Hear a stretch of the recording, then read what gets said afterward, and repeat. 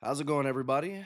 My name is Taris Black. Welcome to the channel, and this will be the episode one or video one of my personal masterclass series that I'm gonna go for this whole week doing to help any of you guys that want to play Red Purple and get this final weekend or any next weekends for set champs and hopefully either get your first promo or continue to get promos. I'm finally done. I'm going to do a little flex in here. Hey, ooh. Got two mats. I went 4 for 4. Was able to get a play set. Um, and yeah, I had a pretty good run. Um, I had a first place finish, technically two first place finishes. So this um, Matt at the third set champs I went to, the finals ended up being me and a buddy, and my buddy Jotham, amazing player out here in Florida, absolute uh, machine. The guy is scary.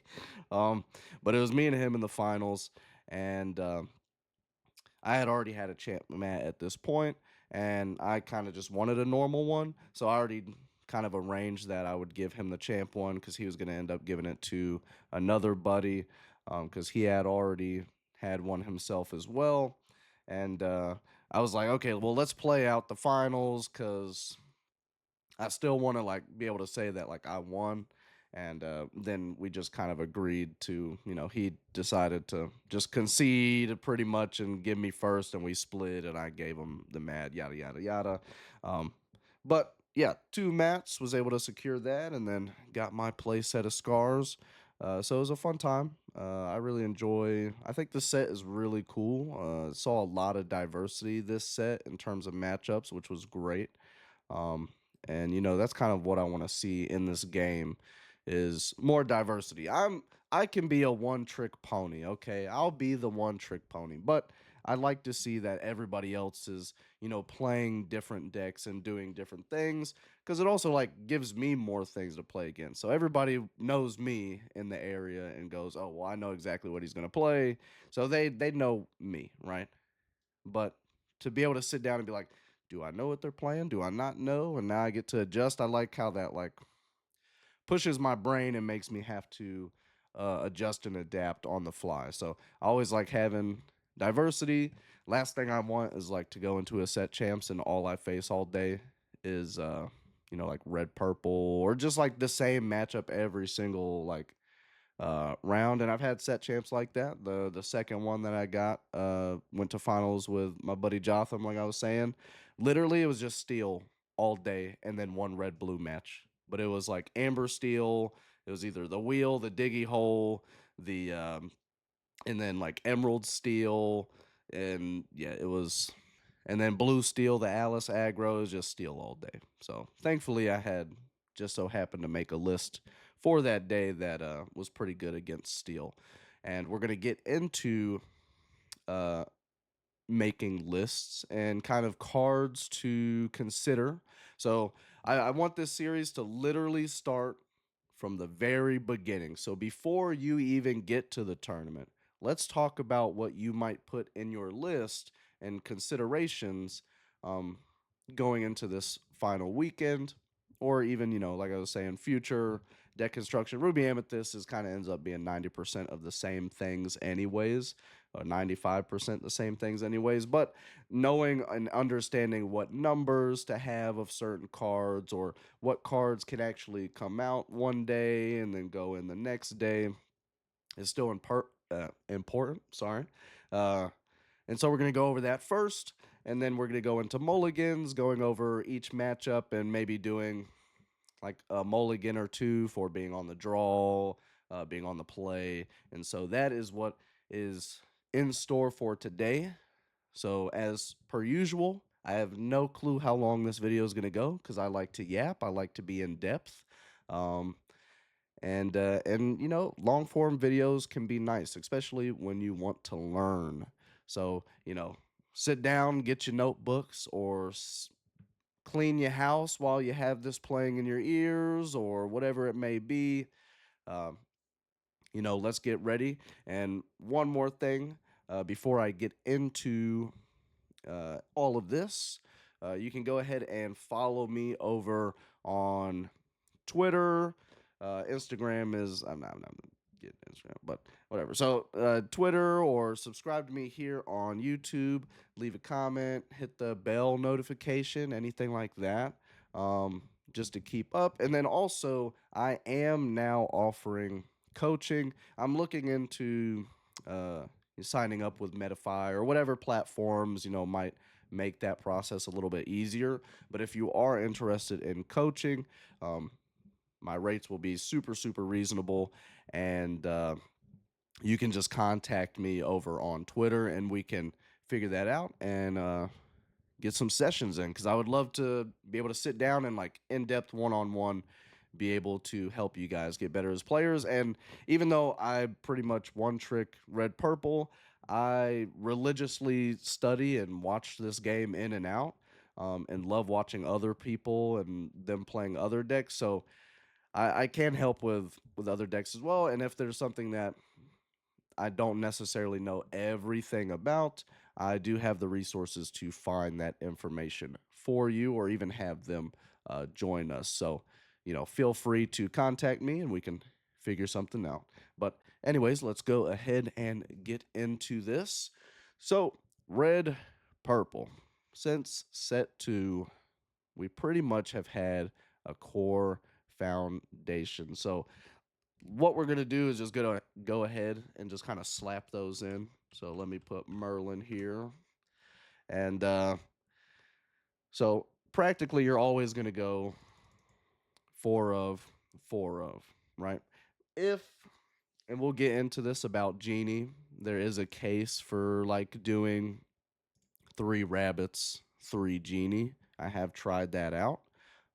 That's what I went with at the very beginning of this set and was able to, split in top 8 at a 2K. But by the time that I've gotten to this point, personally, I don't play any genies. That may be controversial, but we'll go over the genie pick.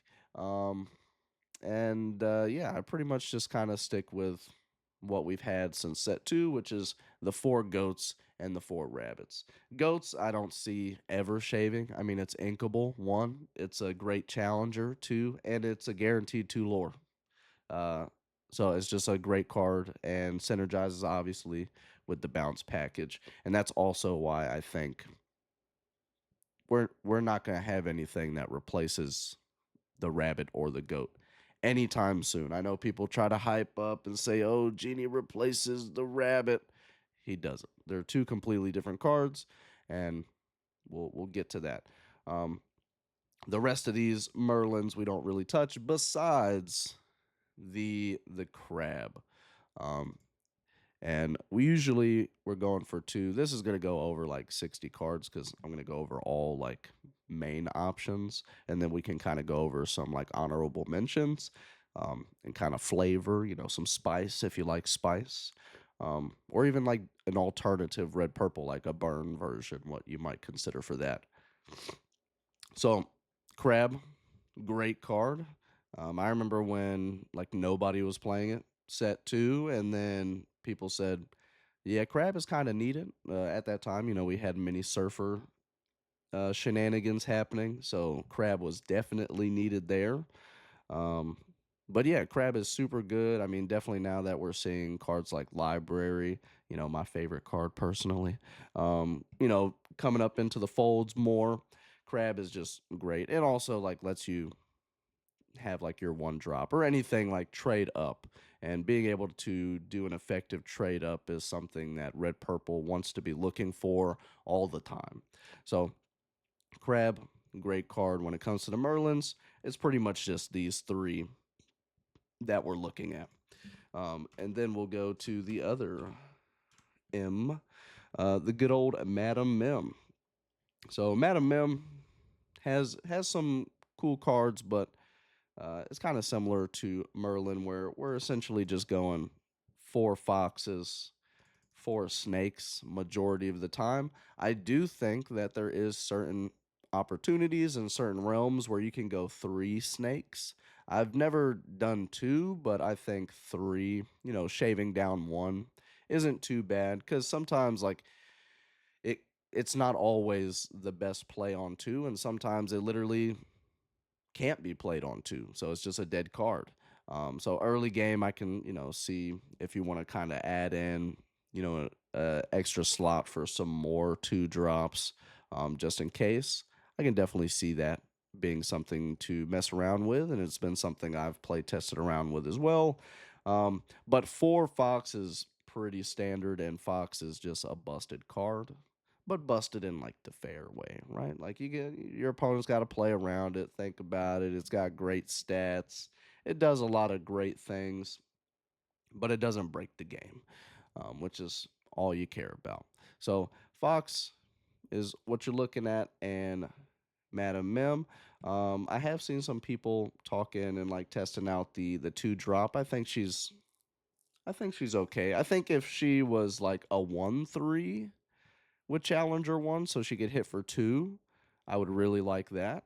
Um, but her being a 0/3, I'm not a big fan of any card personally that has a zero strength stat line, just because you just never want to put it sideways unless it's like absolutely free.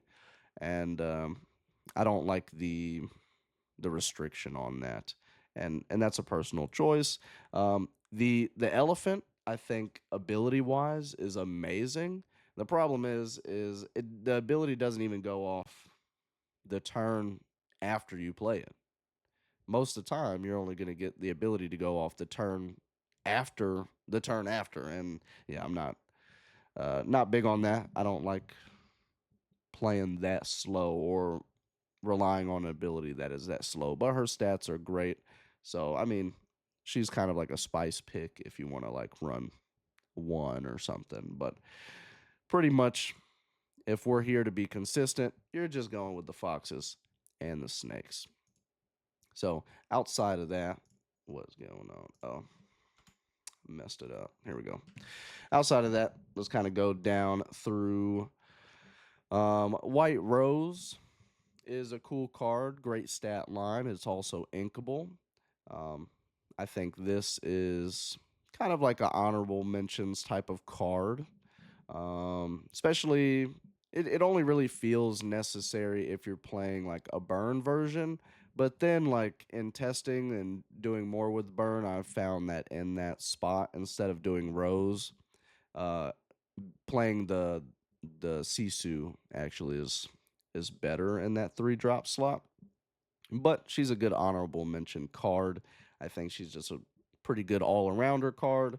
It's just the space in Ruby Amethyst is so small, and the margin to actually mess around with the deck is so small that she kind of just ends up being something that sits off to the side. We have Diablo here.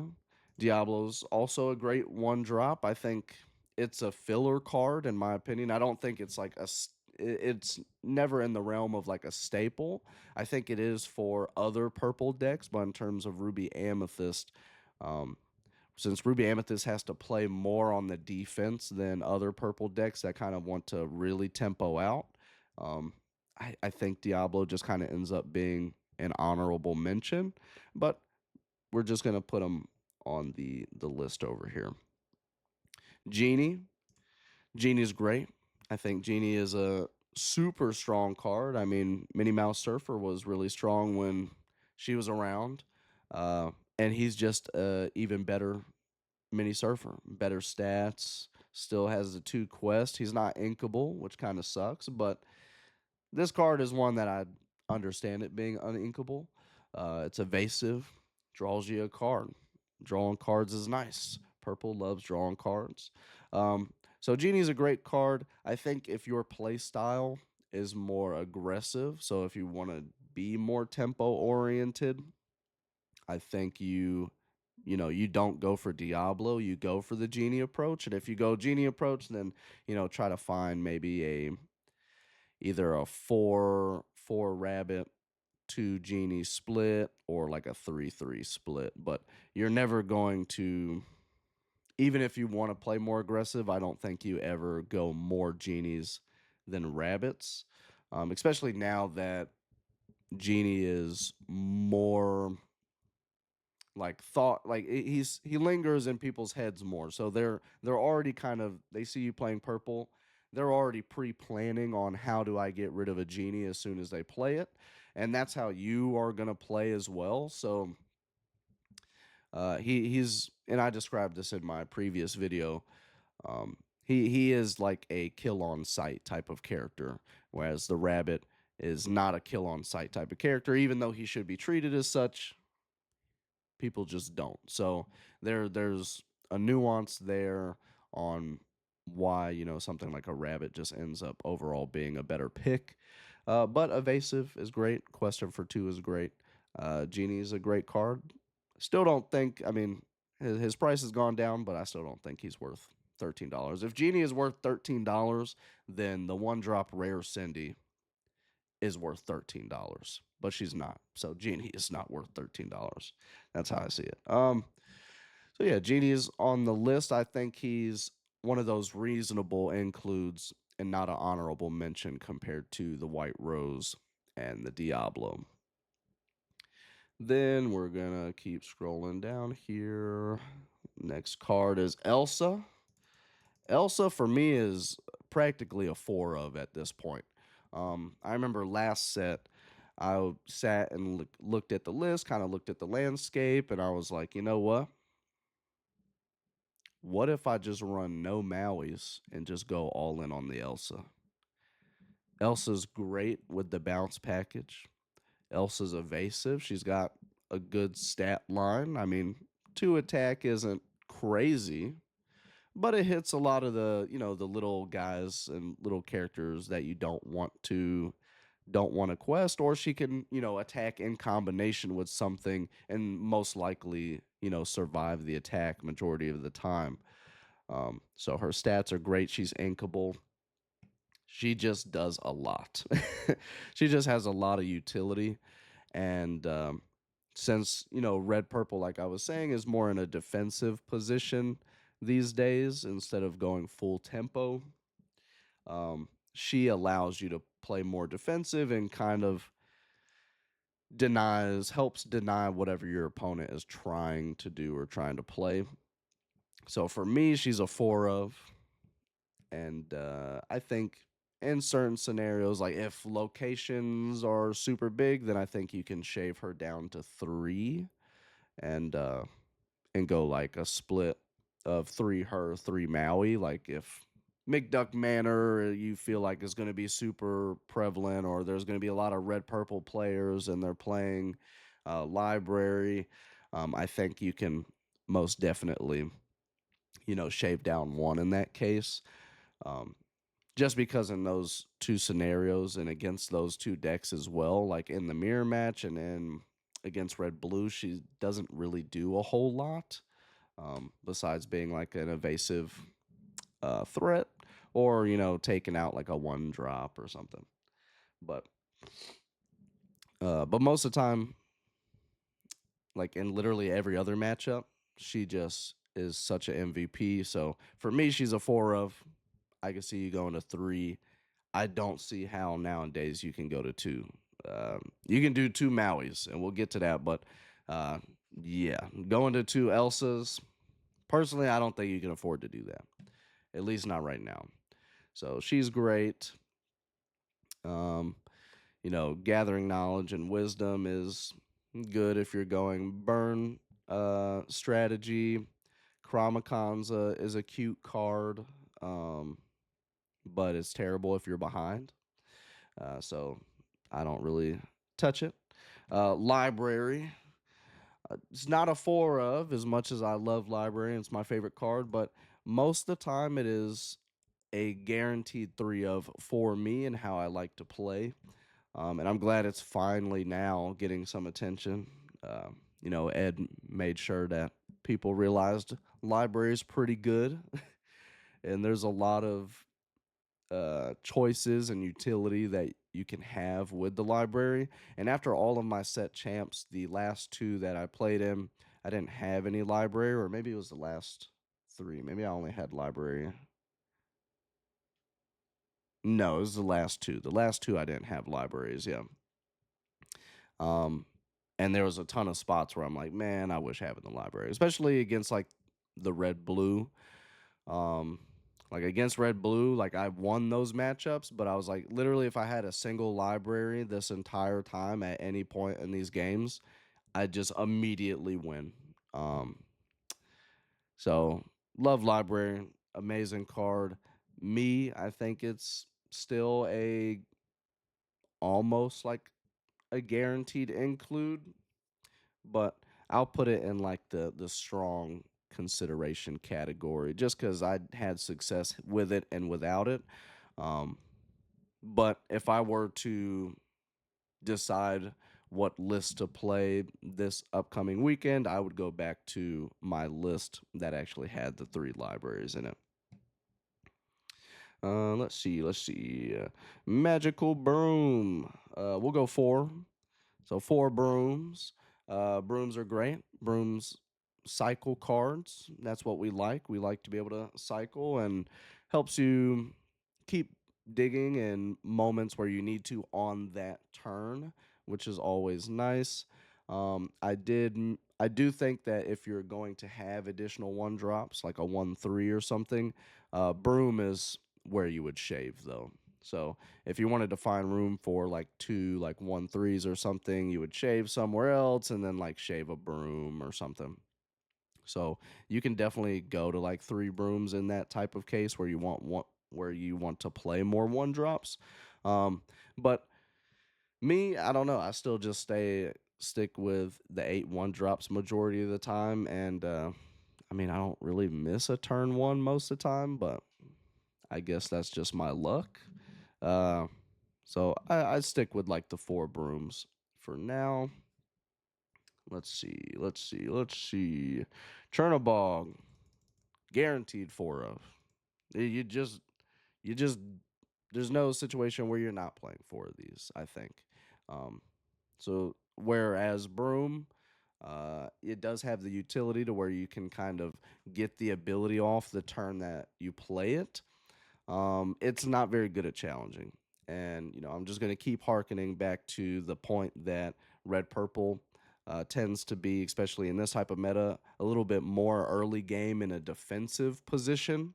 So, Chernobog by the numbers is your best one drop at this point that you can play. It's it's by the numbers better than the Diablo, better than the Broom. You pretty much want to aim for a Chernobog's followers turn one like every time. And maybe that's why like me personally I don't mind just playing 8 one drops instead of going like 9, 10, 11 or whatever like some other people do just because I know like most of the time like pretty much every game I just want to see the Chernobog turn one anyways. Similar to like how Amber Steel wants to see Cinderella turn one. So that's kind of our main preferred one drop. So you're always going four of, you're not shaving down the Chernobogs. Then we have you got Castle, so we'll put this on the honorable mentions, which is crazy to say now because it used to be like a guaranteed include. But I think nowadays, people are kind of ready for locations a bit more, especially like in purple mirrors. You got Blurple hanging around, purple steel. I just think there's a lot more out right now that kind of contests the castle.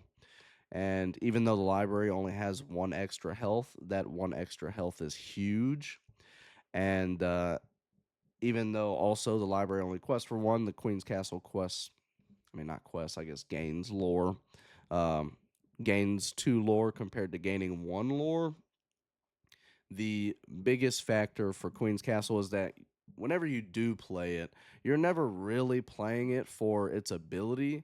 You're more so playing it as like a closer. So you're going to like hang on to them and then wait for the moment where you can go, Queen's Castle followed up with a B prep, or go B prep into a Queen's Castle, double Queen's Castle, and then just B prep or whatever you need to do to kind of like let them sit there and close the game out for you.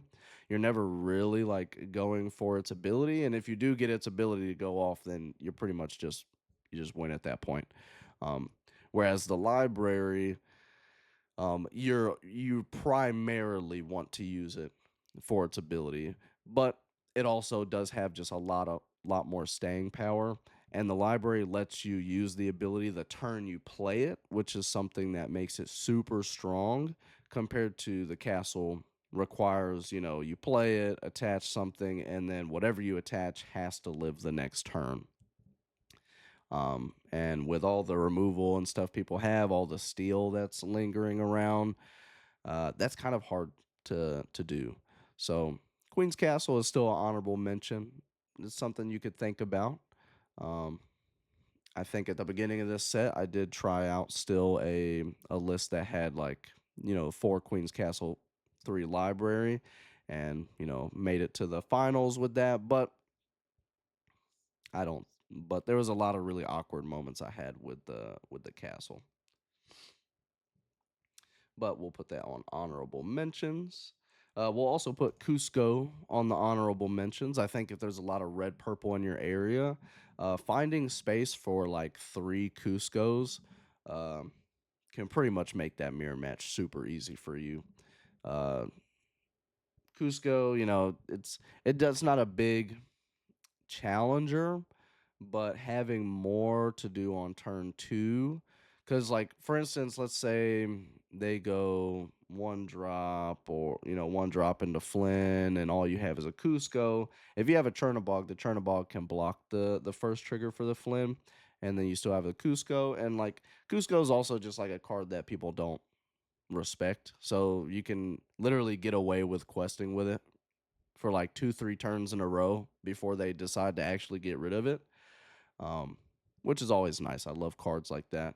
And just having a card that guarantees you a card, um, is nice. And I know Diablo also has that, but at least with Crab, the Cusco can hit up to 4, to take out a Sisu or something, where the Diablo doesn't really have that. And I also just like the fact that, like, at least the Cusco can, like, if there's one damage left on something, can finish it off and draw you a card. Like, like I was saying earlier, I just like the fact that at least there's one strength on it. There's something, right?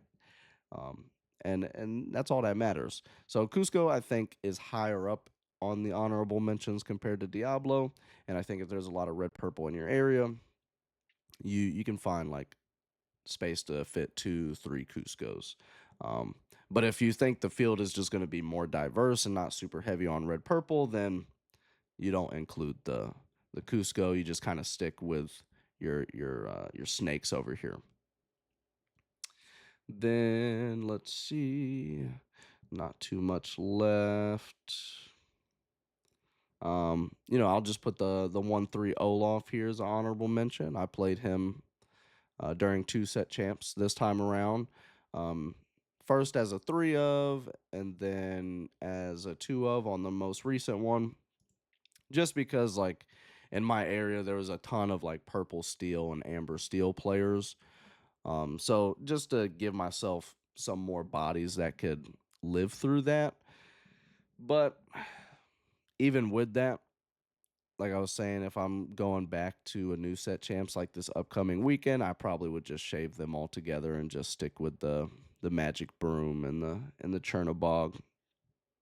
But 1-3s are still nice and do combo well with Crab, and can just be like little kind of annoying guys that can sit there and quest against steel decks, which is always nice.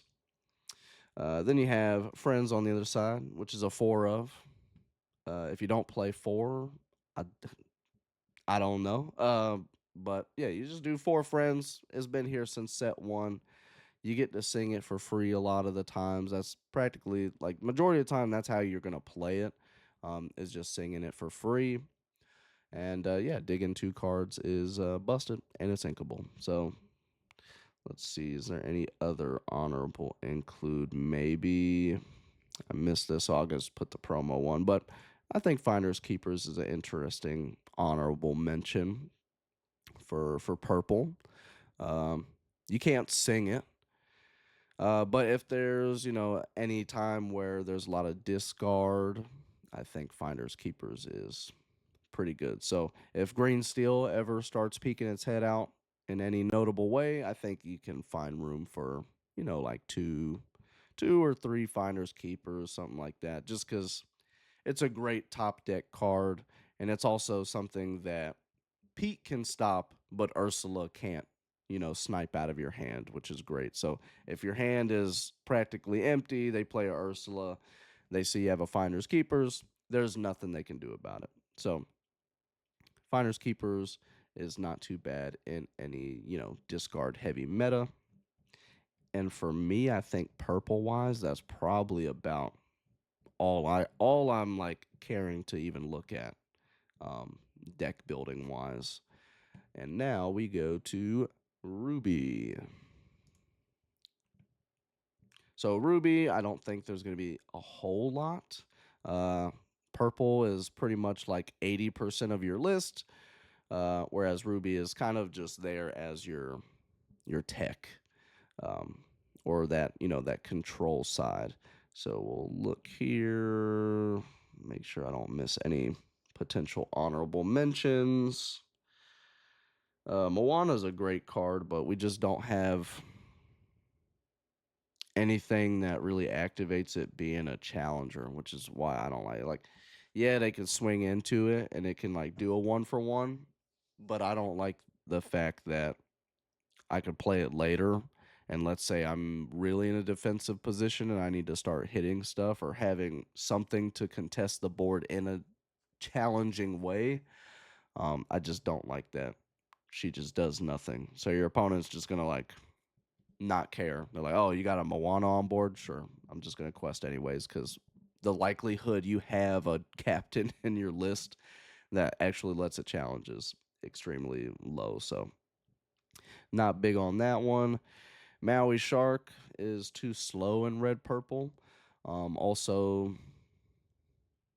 just only has two targets. Well, three targets majority of the time, which is Brawl, Friends on the other side, and B Prep. So Maui Shark is pretty much just a red blue card because they have a billion targets for what it can bring back. Scar, I think if Scar literally was inkable, I know they had like the mishap with the Lorcana app where the promo was showing up as inkable. I wish it was inkable. If it was inkable, it'd be an honorable mentions card, honestly. But the fact that it's uninkable makes it unplayable. Um, and if it was gonna stay uninkable, the fact that its ability is not a May makes it unplayable.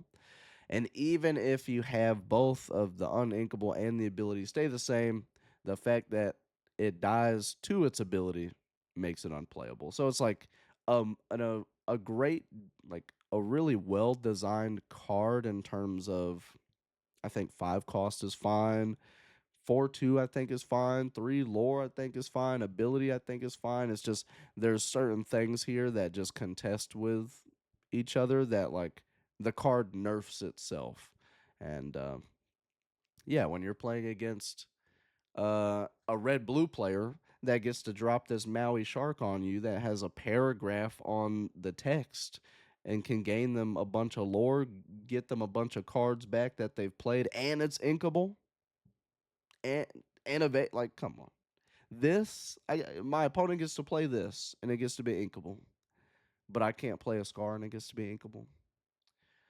Yeah, so unfortunately, I wish, especially now that I got a playset, I would have loved if Scar was an honorable mention, but unfortunately, he is just a shiny, pretty promo, which I hope you guys get after watching these videos.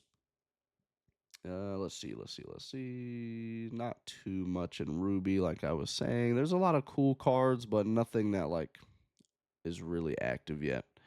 Flynn Rider, obviously, is a four of. I think people are still going back and forth about this with Flynn Rider, but let me say this: during this entire set champs run, I've probably had Flynn activate more than any time before.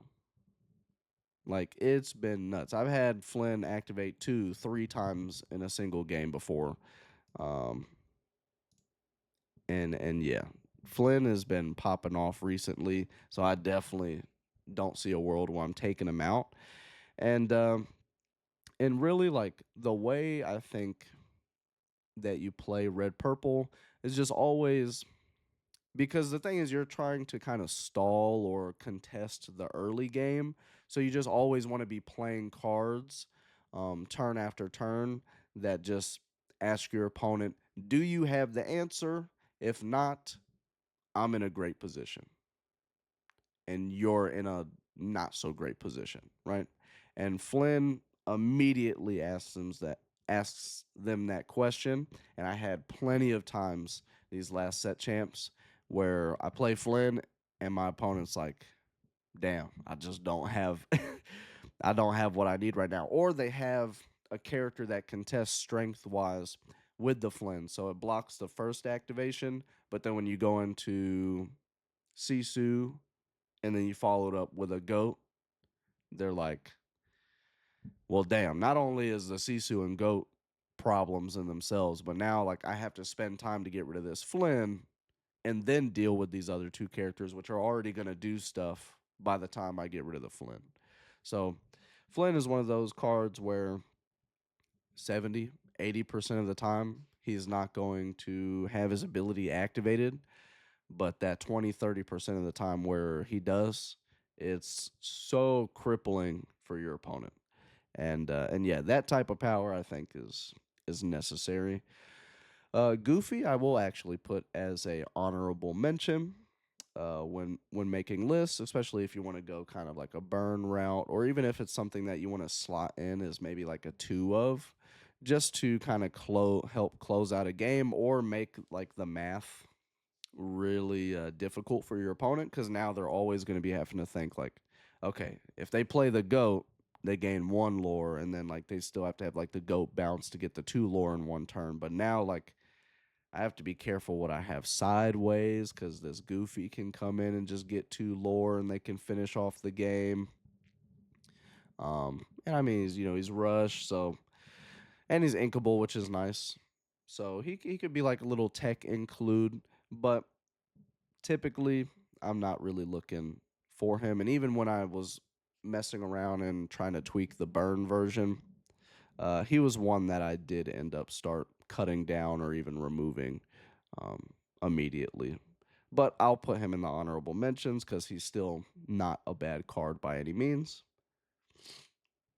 Uh, Lumiere, I've actually been seeing hovering around these set champs and doing well, which is a pretty interesting include.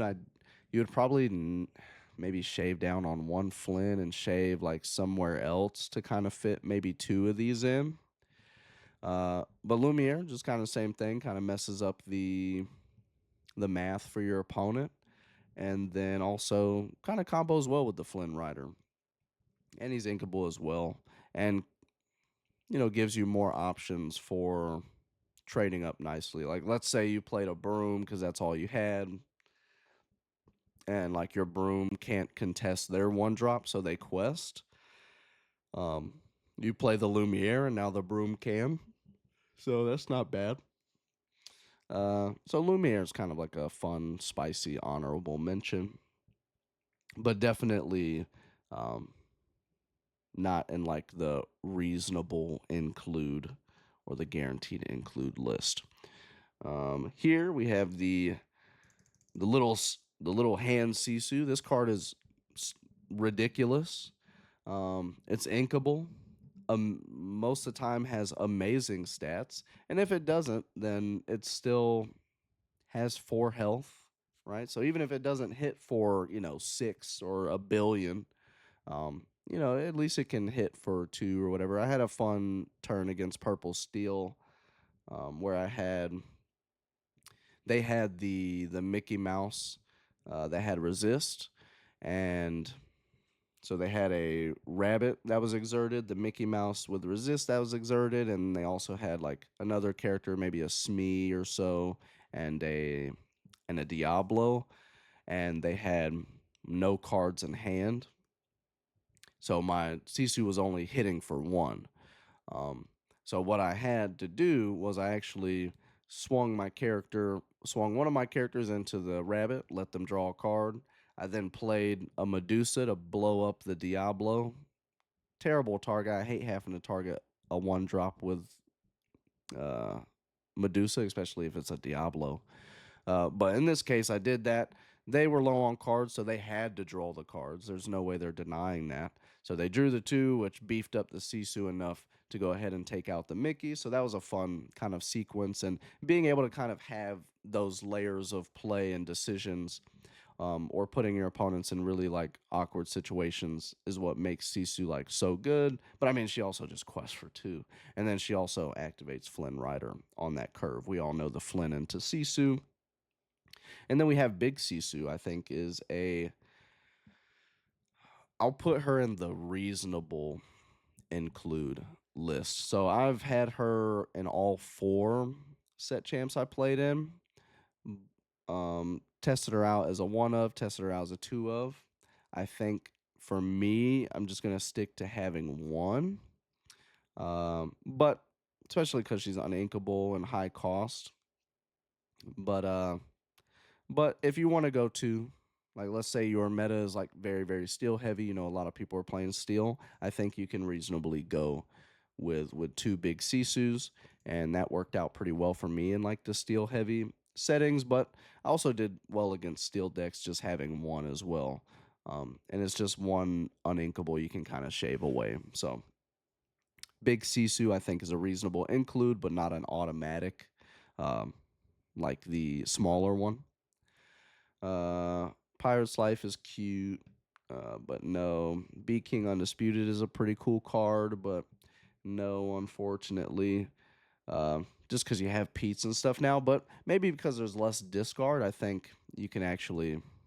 We'll slot Be King Undisputed in the honorable mentions area. I do think it could be there, especially with discard not being as relevant, and also green purple not being as relevant and being around. So you're dealing with less Ursulas, and really that's like the main killer for this card. But I could see you still running this, in like a steel or red purple or whatever red blue type of meta. I think B King is a reasonable honorable mention here. Brawl, a four of. It's one of those cards that you hate to have to play, but you gotta play it because it hits too many important targets, and sometimes you like have to do it, right? Like you need to brawl the opposing Flynn, you need to brawl the aerial, or the genies. There's just a lot of targets that brawl can take care of that is very important. So, and is inkable. We like inkables. We just want the inkable options instead of the uninkable options. And we also like the options that let us choose what we're hitting. Also had a fun interaction today, yesterday, where I needed to dig a little bit more like cards deep to close out the game. Um, and I actually quested with my rabbit and made sure to read this card because I didn't want to like misplay.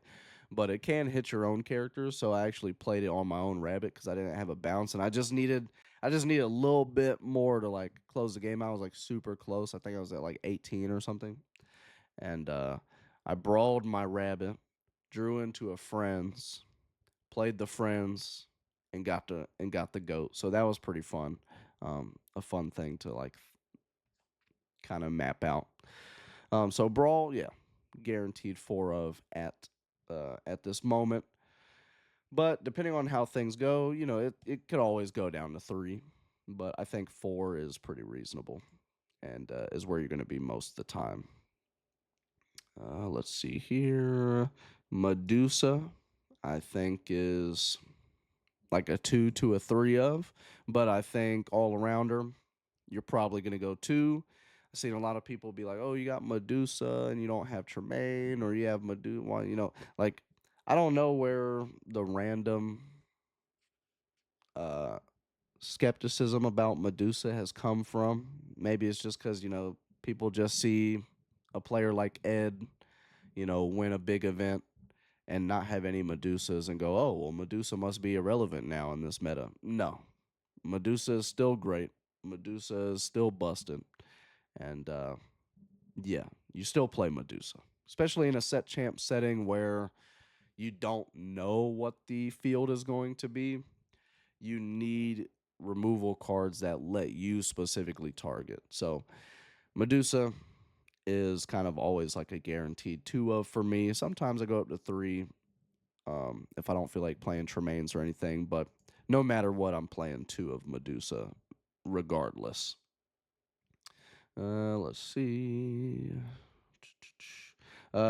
Tremaine, I'll put as a 2 of. I've had some lists during the set champs where I didn't have any Tremaines at all, and then I had lists where I had like 2 Tremaines, and I think 2 is probably what I would stick to. Looking back um, at everything, I think having 2 Tremaines is having like a split of 2 Tremaines, 2 Medusas is probably going to work out for you best compared to like doing 2 big Sisus or something. So going like 2 Tremaines, 2 Medusas, 1 big Sisu is a pretty good removal setup. Queen of Hearts at this moment, I'm actually going to put as an honorable mentions. I did have her in my second set champs. I tested out having 4 of her instead of Flynn, just because at that point I already had a champ mat and everything. So I was like, I'll just test around, do something funky. Um, and I expected, there to be like a lot of low to the ground, like diggy hole lists or anything. And even though I didn't end up playing that against that list at all that whole day, Queen of Hearts did come in clutch from time to time. So I don't think you would ever run 4. I see 2 as like a good little choice where you could shave down, kind of just fit 2 in there and have everything else kind of be the standard setup. But yeah, I think Queen of Hearts is actually pretty good right now, and also as assurance against like the turn 1 Cindy. So let's say you play a 1-drop, their Cindy blows your 1-drop up, and they're used to that just being free for them. You play the Queen of Hearts, comes in, eats the Cindy, and majority of what they're going to play on turn 2 also just does like a 1-for-1 trade with Queen of Hearts. So I think she's a pretty decent honorable mention there. And then let's see, it's probably just gonna be Maui. Maui, I think, is a good 2 of. Maybe 3 of if you think there's going to be a lot of red purple or red blue at the event. I think 3 is reasonable, just to have more ways to contest opposing locations. So Maui is a solid 2 of. We're never back in the realm where he's 4. It's always just going to be 2. 2 or 3. 2 or 3. Like you could go 4 Elsas, 2 Mauis, or 3 and 3 for your rushers. Um, but yeah, that's probably about as much as I would go. And then, have Minnie Mouse as a honorable mention just in case you like that better than Olaf. But they're essentially the same card. They're just a different color. And then I think it's just 2 more. So Be Prep for me is a 4 of. Always gonna be a 4 of, because even though I absolutely hate, and it happens to me all the time where I get stuck with 2 in my hand, it's still one of the, if not the best card in the game, because it blows everything up, and we have to be defensive in a lot of cases. And B prep is like the best out in a lot of situations. But with that being said, if you want to increase your skill in playing Ruby Amethyst, you have to understand that, like, okay, I want 4 of this card, but the entire time I need to try to figure out and navigate on how to play to where I don't have to play it, right? Um, so try it's like a fun situation that kind of like pushes your skill where you have this like reset button, but you want to play in a way where you don't have to press the reset button. Um, but if something happens where that's not the case, you at least have it. And then I think Dragonfire uh, is an honorable mention. I think you could play Dragonfire easily as a one of. So, like, let's say you didn't want to play Tremaine, you could play Dragonfire as a one of. And even though, it's not adding a body, it's an uninkable, it still lets you target whatever you want. And if there's a lot of red blue or anything like that happening, kind of lingering about in your area, I think Dragonfire is reasonable to have.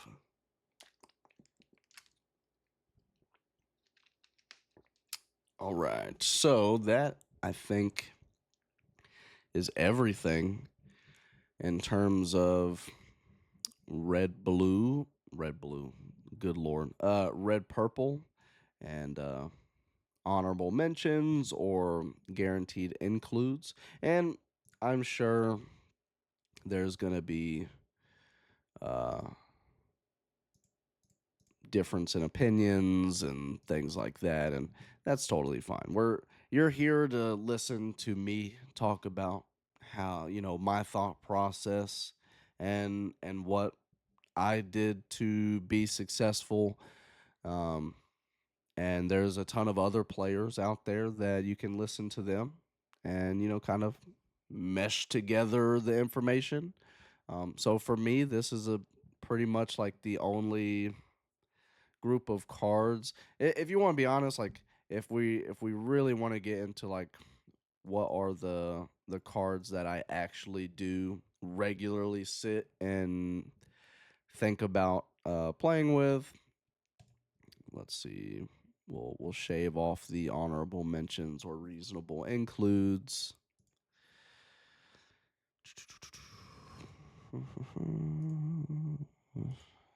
Library, castle.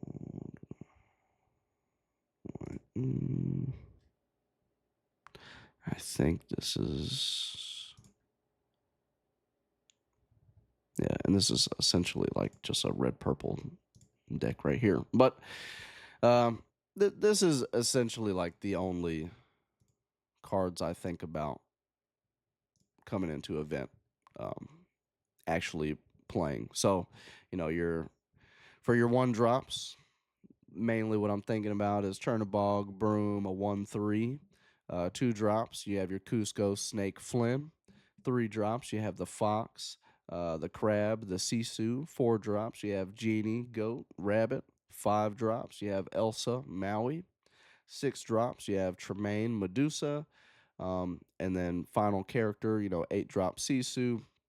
And then for actions and locations, you have Brawl, Friends, Be Prep, and Library. Those personally, are the only cards I ever sit and kind of spread out on my table and go, all right, what am I constructing today?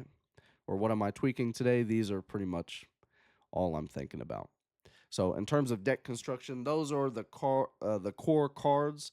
I'm sure if you've been around and played the game already, you know you already know most of this, but I also, have this series and making this series for people that are new to Lorcana, or maybe they've only played for one or two sets, or maybe they've never like played red purple.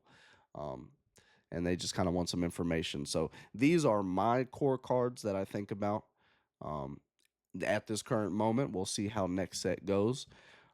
For deck construction, and most of this is probably going to be the same for next set too. I literally like played all of these set champs without playing a single set 6 card because I didn't have genies in any of them. But if you want to play genie, I wouldn't be mad at it whatsoever. So let's go to my decks. We'll go to the one that I actually. Oh my lord. it was this one. Right. This is the one where I won.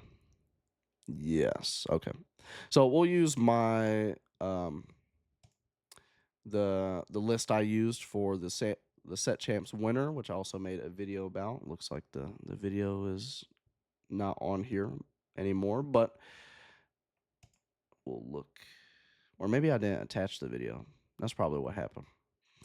But what we're gonna do is simulate some mulligans. So we're going to get into some mulligans now. So we're at the hour mark. So first hour was deck construction. Now we're going to go into maybe the next 30, 40 minutes or so talking about mulligans. Now, I'd rather do this like with actual physical cards because I never trust computers and their algorithms with my mulligans.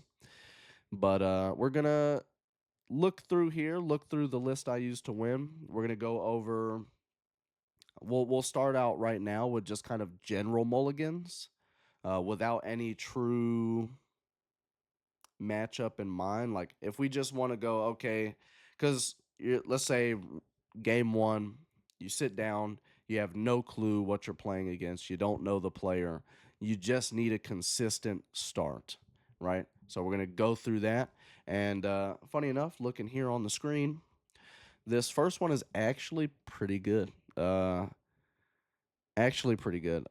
really, I think the only thing, because when you're starting out and you just want a consistent mulligan, and you just want a consistent hand, you just kind of want a curve, right? So kind of map your turns out.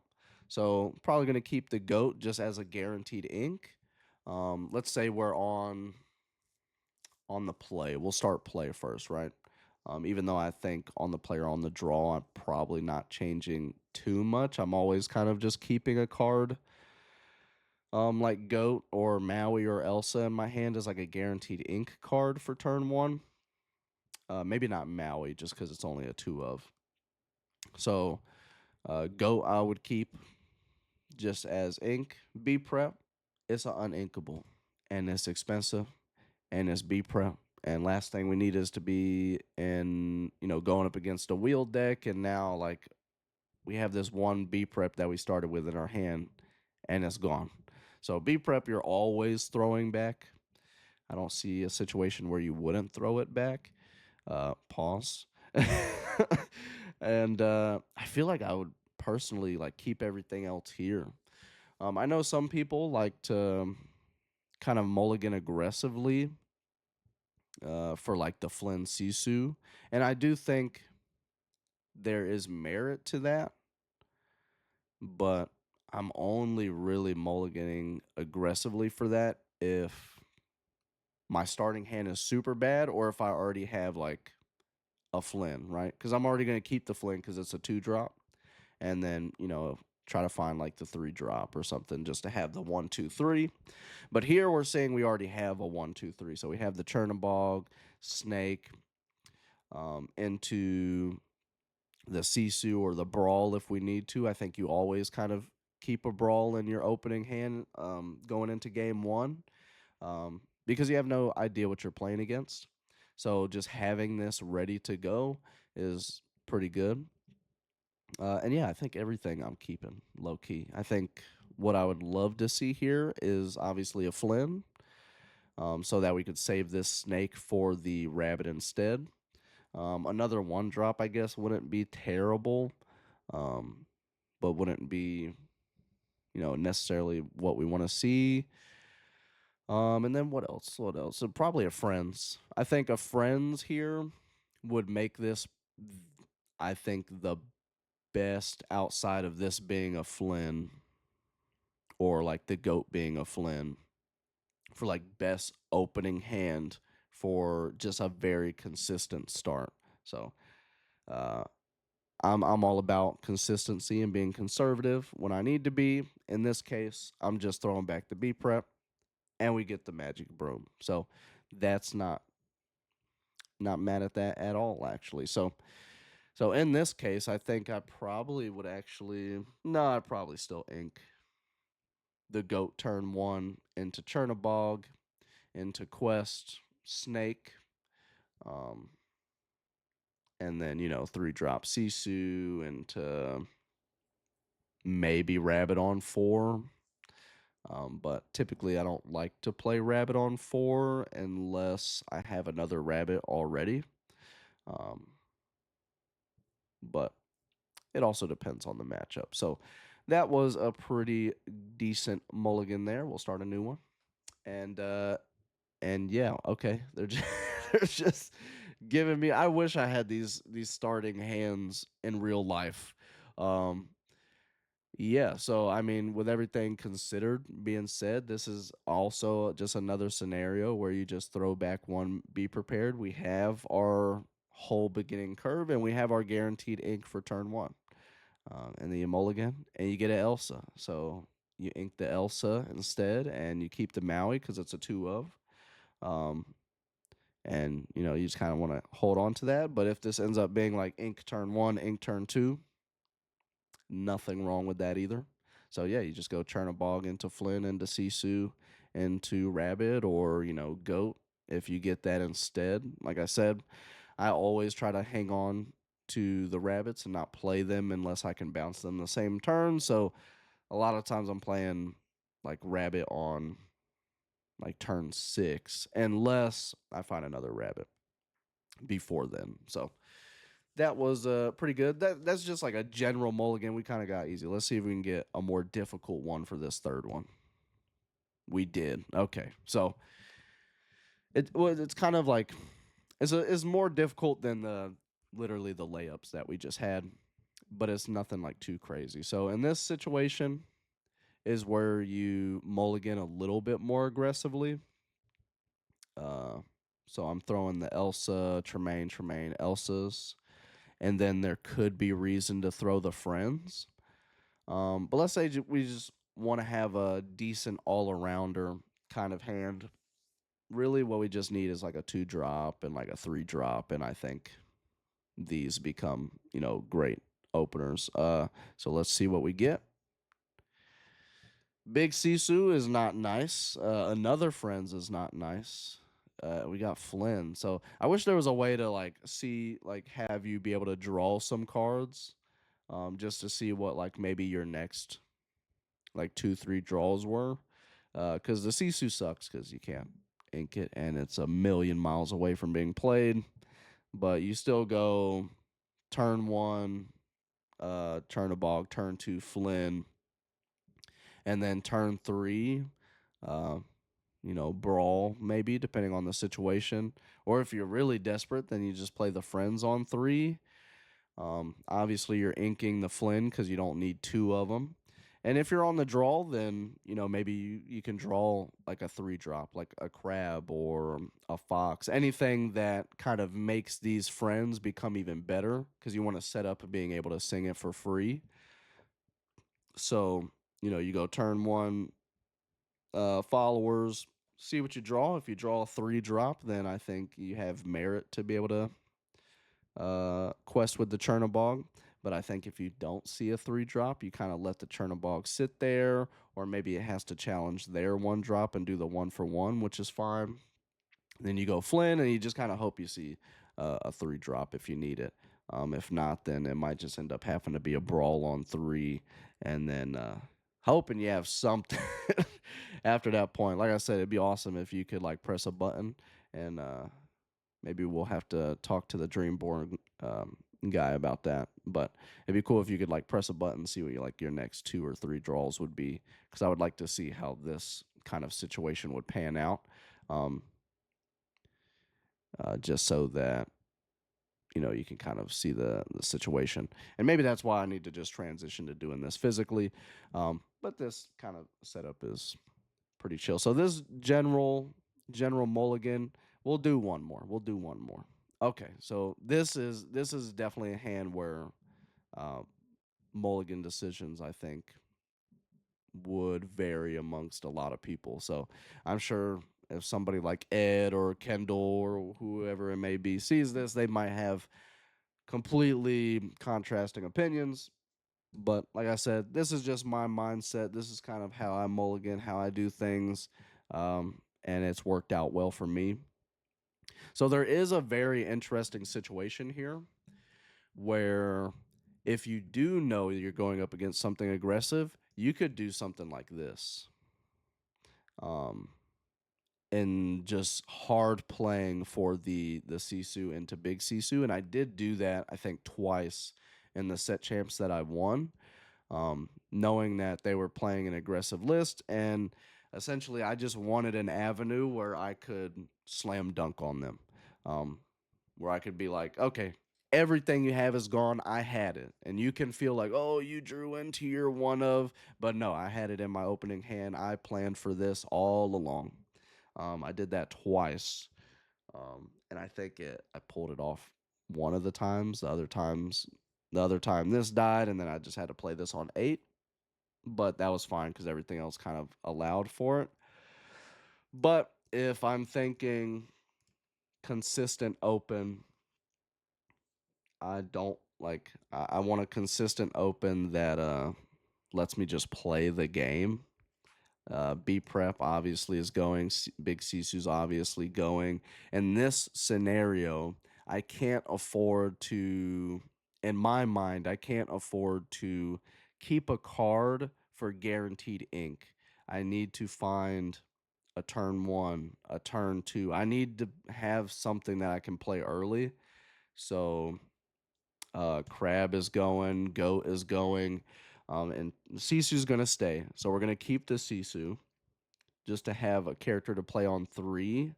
And then this is where I would love to hear, some opinions from maybe some other pretty notable red purple players on where they would go after this point, right? Um, and it'd be interesting to hear if maybe some people actually would have kept the Crab and thrown the Sisu back. Um, but I like kind of just, if I don't know the matchup, just having the Sisu because it's either going to be super super good or it's still like a decent body, right?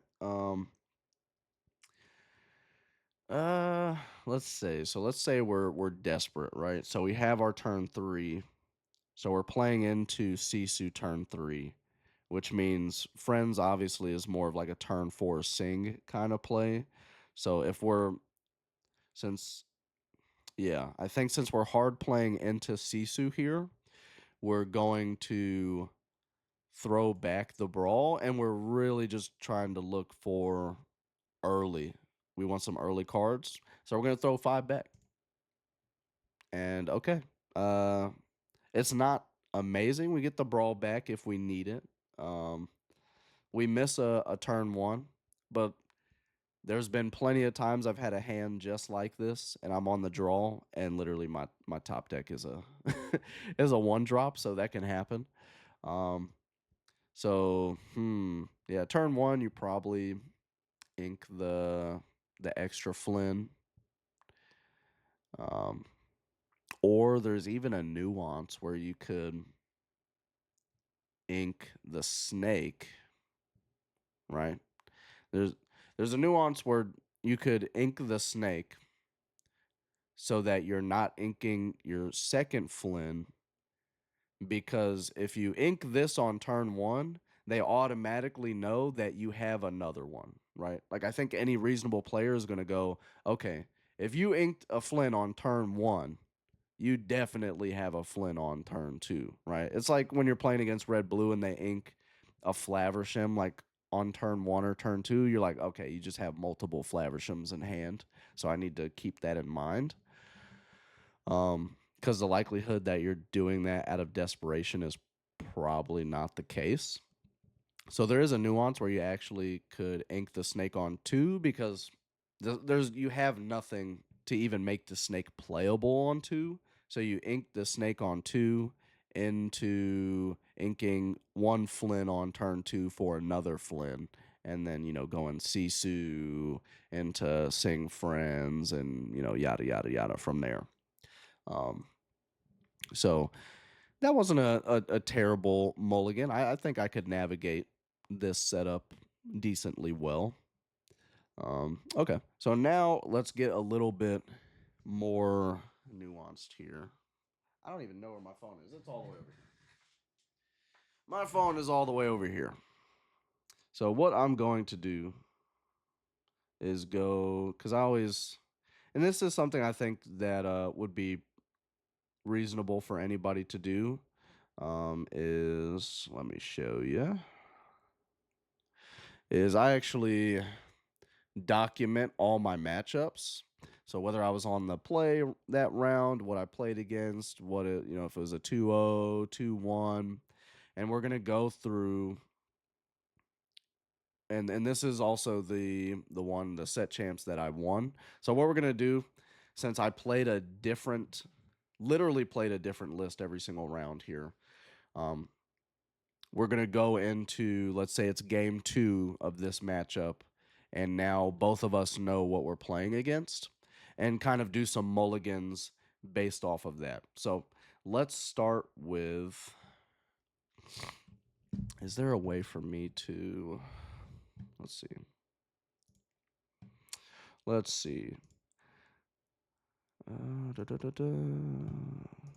Decks, popular, red, blue.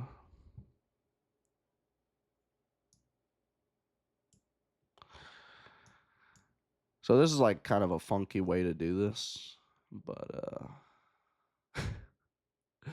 but I'm gonna do it this way. What's the best way to do this? Give me a second. We do this, randomly, right? This wasn't. I don't plan for this stuff.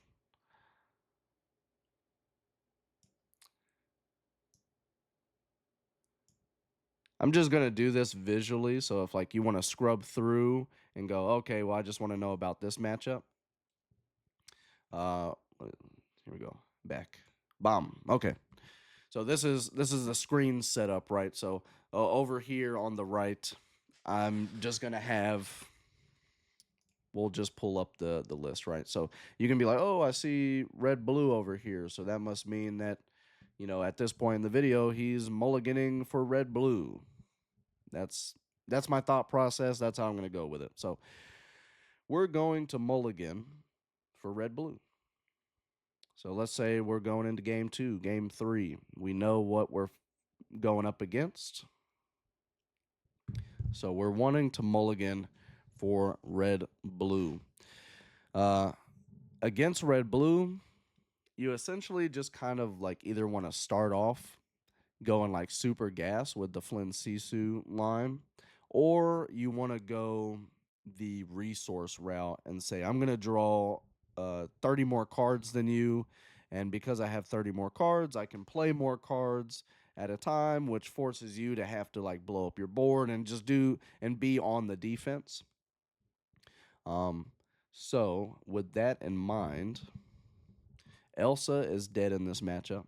Lady Tremaine, great in this matchup, but obviously not at the beginning. Same with Sisu. So always throw back your big uninkables. Throw back the Elsa. There's merit to maybe keeping the Elsa for ink, but because this hand is pretty bad, we're in a position where we need to ink more aggressively. So if we don't have a reasonable setup, you need to mulligan aggressively, which means these foxes need to go away, or maybe you could keep one. So let's say we're on the play. So if we're on the play, I'm always keeping a brawl because we need to answer the Hiram immediately after it gets played.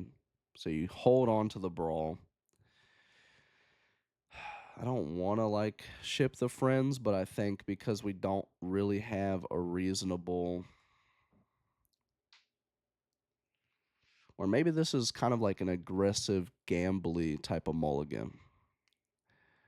Like if I'm thinking about with what I have here, what is a curve that I can navigate with and do well?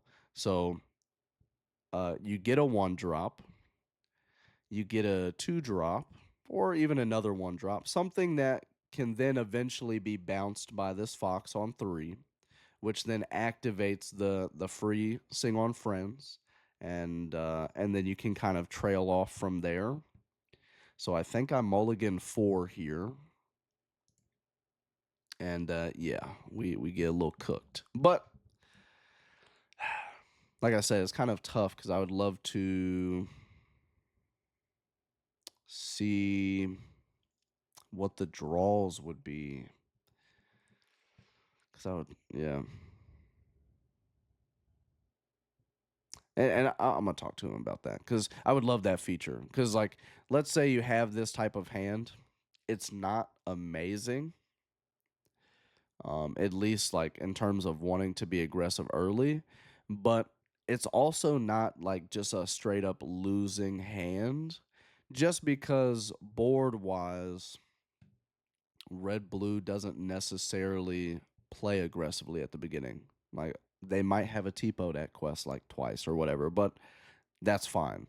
Um, it's not like they're dropping daisies or anything. Like this is probably a hand that if you see this hand and you're going up against like Diggy Hole, uh, you're gonna be fighting. But against red blue, you might actually be able to navigate this into something just because you have these double friends. Like you're just gonna start drawing cards like a madman and really playing like the mid game, going for that mid game push.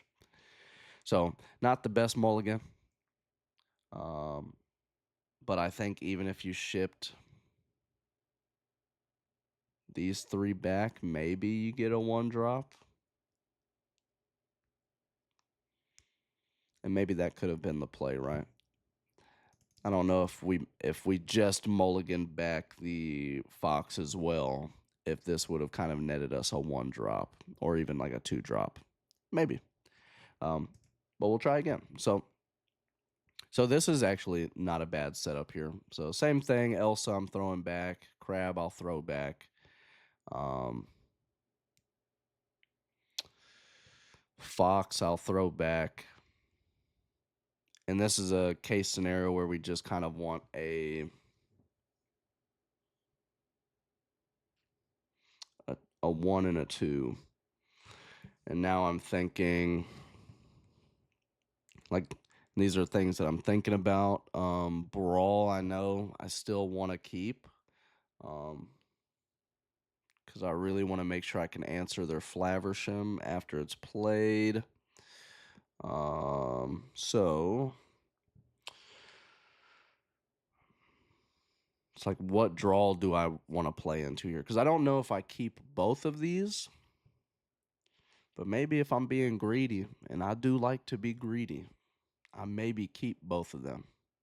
And I think as long as we have a 1-drop, not having like it's literally as long as we get any card that we can play on 1 or 2, I think this is perfectly fine. Okay. Great. We literally just mulliganed into beauty. We mulliganed into the nuts essentially. So yeah, so you get your 1-drop broom, you get your Flynn into the Sisu, into the Sing Friends, play Rabbit, or you go 1, 2, brawl, um, brawl Hiram, play Sisu, and then do the friends into the rabbit, and Elsa's just ink on turn 1. So that worked out well. We'll do it one more time. Okay, this is a pretty purple hand. Very interesting hand too.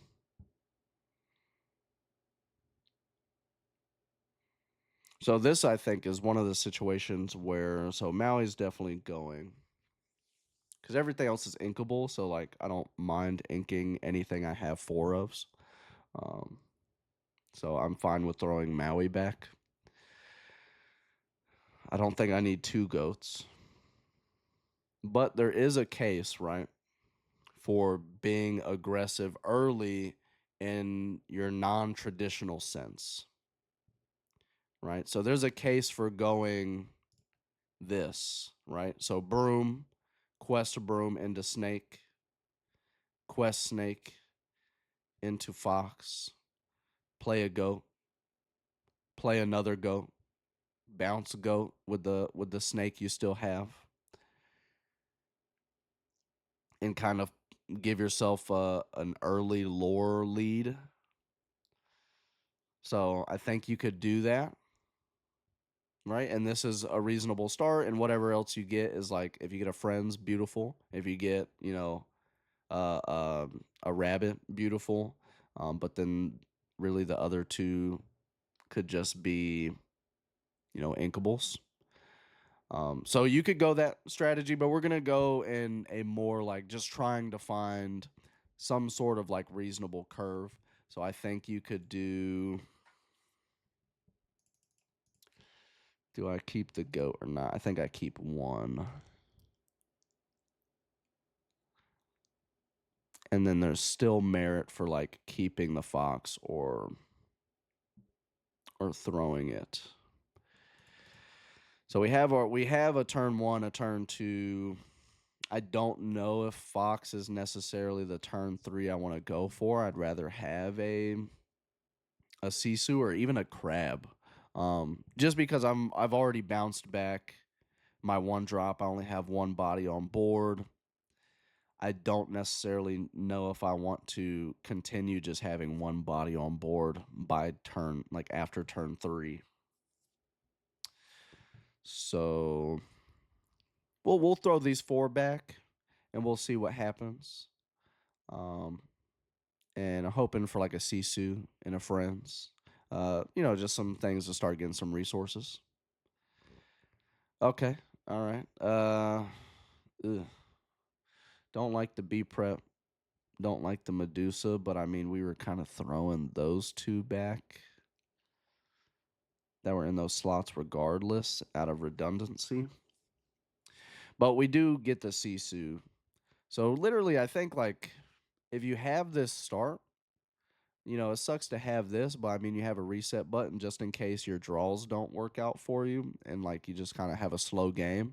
And then Medusa is like, okay, because it's another thing late game to target a Hiram. But you could go, 1 drop into Snake into Sisu, and then hopefully by that point, you find, uh, you find a rabbit or you find a friends or even find a library. I think actually wouldn't be bad here either. Library essentially like just puts an engine down for you. So like if you went, like let's say you drew into a library, you go turn 1, turn 2, turn 3, and then turn 4. I'm thinking because they're probably not low on hand. So Sisu's gonna like 1 for 1 most of the time with whatever they throw at it, if they do throw anything at it. But Snake can be traded into at this point and live, and what they throw lives, like if it's like a Maui, or it's something that they could like ice block and brawl or something like that. So, or Grandma Tala trade. So if you had a library, you go turn 1 broom, turn 2 snake, turn 3 sisu, into a turn 4 play library, attach the snake, quest all out. And now that you've done that, you've put them in a position where they have multiple layers of decision making of, do I take out the Sisu? I mean, it's going to trade 1 for 1 with my big character, like with my like my Maui, and if I'm throwing Maui to do a 1 for 1 trade with the Sisu, then I'm not getting any progress on this library they just played. So maybe I should just get rid of the snake, but like if I get rid of the snake, then then like they draw a card off of it. But then you have this library, so maybe I have to like throw everything in like at the library, like depending on what their board is. And I got to keep these 2 characters like they're just gonna live, and then you kind of go into a goat, and then just start like you go broom into a goat and just start trailing from there. Um, so I think this hand looks scary, I think, to anybody that's not experienced. But I think there is certain draws and certain combinations of cards that you could get that could actually make this hand still very playable against red blue. And okay, so for time's sake, we're gonna do a new one, and we're gonna go back to decks, and we're gonna go up against what my round 2 was, which was Emerald Steel. So Emerald Steel. Let's see, what are we going? We'll start with we're on the we're on the play.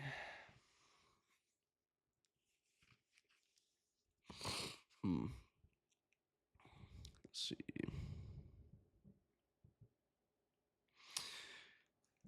Hold on, I gotta sneeze.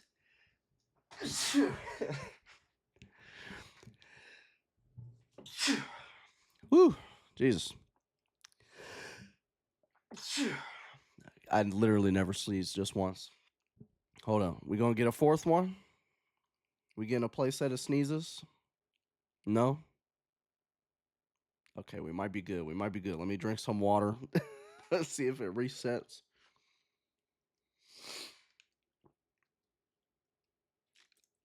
Sorry about that. I also don't edit my videos, so the sneezes are in there. You get to see the sneezes. Sorry. So yeah, so Emerald Steel. Let's see. We're on the play. I don't know, right? So we're on the play. We're thinking here.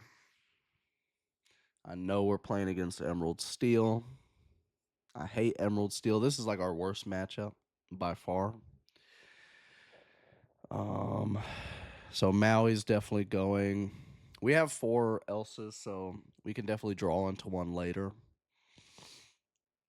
I don't think so. It's like we have a good like setup right here, but this setup doesn't necessarily help us if they go, into the Diablo shift line, right?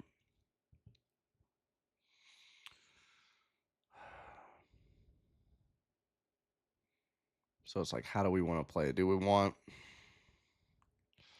So we're definitely keeping this. I think we keep the rabbit. I think this is reasonable, like throwing these 4. I love the library, but I think we need more opportunities to draw into like a brawl.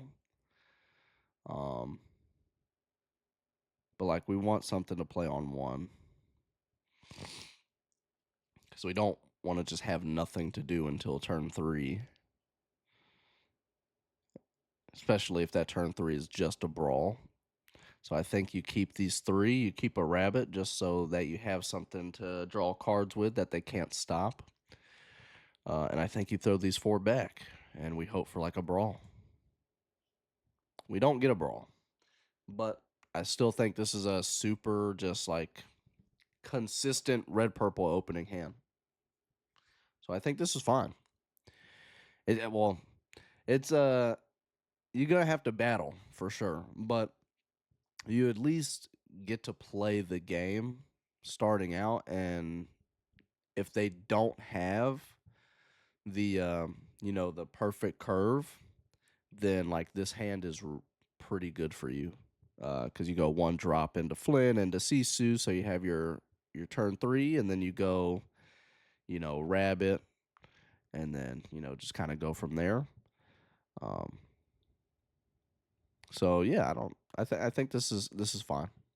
Obviously, we don't have a way to contest a shift Diablo, but we do have a way to contest like a cove if they put that down, so we can get rid of the cove because we have the fox and a Sisu. So we have things. This is pretty much like the most standard red purple hand you could probably have. Besides like maybe having this snake be like a friend's, then you're like super good. Maybe not into this matchup just because like they can snipe the friends, but in every other matchup, like if the snake was like a friend's instead. Oh yeah, I'm cooking. All right, so let's try again. All right, interesting. So we're definitely going Chernobog over our brooms.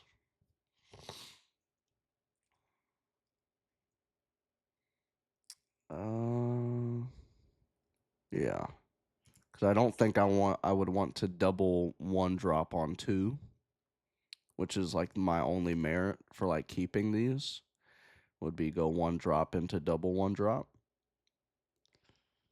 I think I would just play Chernobog. Don't need two rabbits. I think this is just another case scenario where we want to have a brawl, uh, just to be able to get rid of a Diablo early. So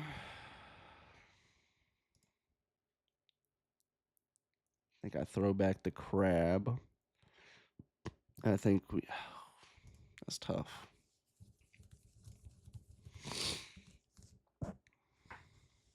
Because now we have to, because you also have to consider if they go turn one Diablo, do we feel, actually, no. I think you can, I think, even if they go turn one Diablo, Chernobog in, bounce Chernobog into Snake is pretty free. Pretty free line unless they do the shift sing blow it up. But I mean, like if they have that, they have that. Um, so I mean, if you wanted assurance against that, you could keep a one drop. But if I'm thinking like what curve do I really want, or what card am I really fishing for, which in this case is a brawl, I just want to give myself more opportunities to find that. Um, keep a rabbit for the same thing, just some uninteractable like draw for them, for us. And then the reason why it seems in my head free to have Chernobog bounce back, and have the snake, like you're not having to trade the Chernobog on turn two, is because I feel like they're not going to quest with their Diablo on turn two. And if they do, then they do, but I feel like they probably wouldn't. Um, Especially if they're trying to set up like a shift. So I'm throwing back these four, and we get this. So it's okay. It's decent. These brawls are being elusive. That's for sure. We definitely saw the brawls when it came to the red blue, but in the matchup where you really need a brawl handy, we're not finding it. But I just wouldn't ever throw back like my whole hand just to look for a brawl. So in this case, we ink the friends, turn one, Chernobog into bounce Snake into Merlin, and then hopefully, maybe if you draw another friends, then the Merlin gets to sing it, and then you go, Rabbit and go from there, and then you have a Maui as like a backup against like a Beast, a Tinkerbell, a Cove to come in and kind of clean up. Or, you have your Snake plus Crab to swing into a Cove as well. So, not terrible. We'll do one more. Okay. So, yeah, this is one where I'm definitely throwing a lot back. We're pretty much forced to throw a lot. So it is a little greedy to keep the snake here.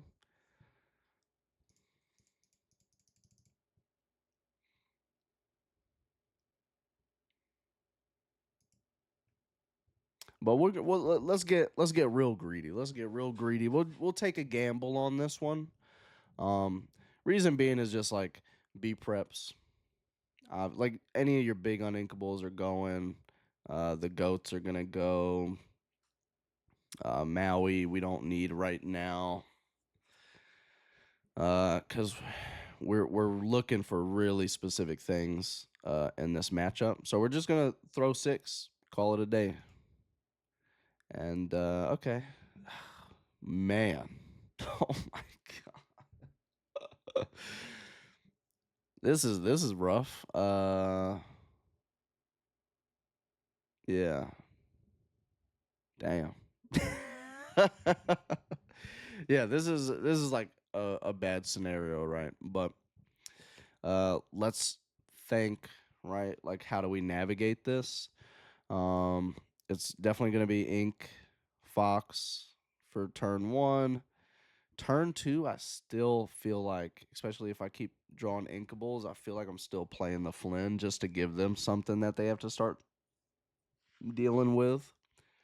Um, and also, like, I don't want them to think, like, oh, he literally just has nothing to play, so I can just start going more aggressive than I would normally. I don't want them to think that. I want them to think that my hand doesn't look like this. But they probably played Diablo turn 1 and Saul. Um, so they probably already know they need to play a little bit more aggressively. But yeah, this is probably getting sniped. But yeah, you ink the fox, hopefully draw an inkable, play the Flynn. Yeah. And then hopefully draw inkable again.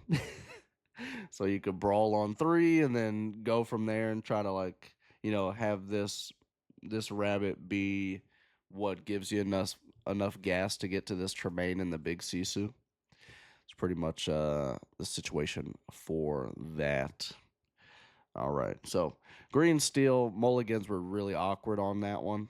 And when we did finally see the brawl, we did not have the hand that supports letting us feel comfortable getting to that brawl. But you just kind of have to play with what you're dealt with. So we'll go new game. My third matchup was purple steel. So I think most of the time the purple steel you're gonna find is kind of like a a more consistently built or refined version of Earl's list. And less kind of like the super low to the ground aggro version. I think you just kind of get more of that mid range version that has aggro pieces. Of course, like your Diablos, your Genies, Smees, Lawrences, kind of things that get to quest for 2 and have good stats. So those are things you have to keep in mind. And this matchup is tough. So, and it can be tough, but I think if you can mitigate the early game, you can have a decent end game and be able to take it. So in this case, I'm actually, I think, just only throwing back the crabs because I like going 1. So we have our 1 drop into our Flynn, into our our Flynn Sisu line. And then on 4, we have a decision of, like, we can go either goat or we can go into the library setup, which is tough for them. So if we can get the library engine going, we're most definitely going to out resource them and be able to, like, take over them. So that's kind of like why I like playing into the library, especially in like certain matchups. Because you can just kind of set up a system that's really tough. And like if they throw, like, let's say they use their entire turn on turn 4 to like just throw their Smee and all their other pieces into the library to get rid of it, then like great, because we just don't want them questing early, um, because they have some really good like early questing pieces and characters and stuff. So I think I just throw back the crabs here, but there is also like merit to like keeping 1 crab. But we'll throw back 2 just to see what extra choices we get. Beautiful. Okay. Yeah. So yeah, 1 drop into Flynn, into Sisu, into Sing Friends on turn 4, play library, attach the Sisu, and just to give you some assurance, that's what the line I would go with it. Because if they just shoot the Flynn instead, that's fine, because we still have our big Sisu here. To then you just play a goat afterwards and go from there. So I'd probably ink Broom turn 1, play Broom, and then Flynn, Sisu, turn 4, Sing Friends, play Library, attach Sisu, turn 5, play Goat or something like that, and go from there. So that was a pretty good mulligan for us. Let's see. All right, so another mulligan situation.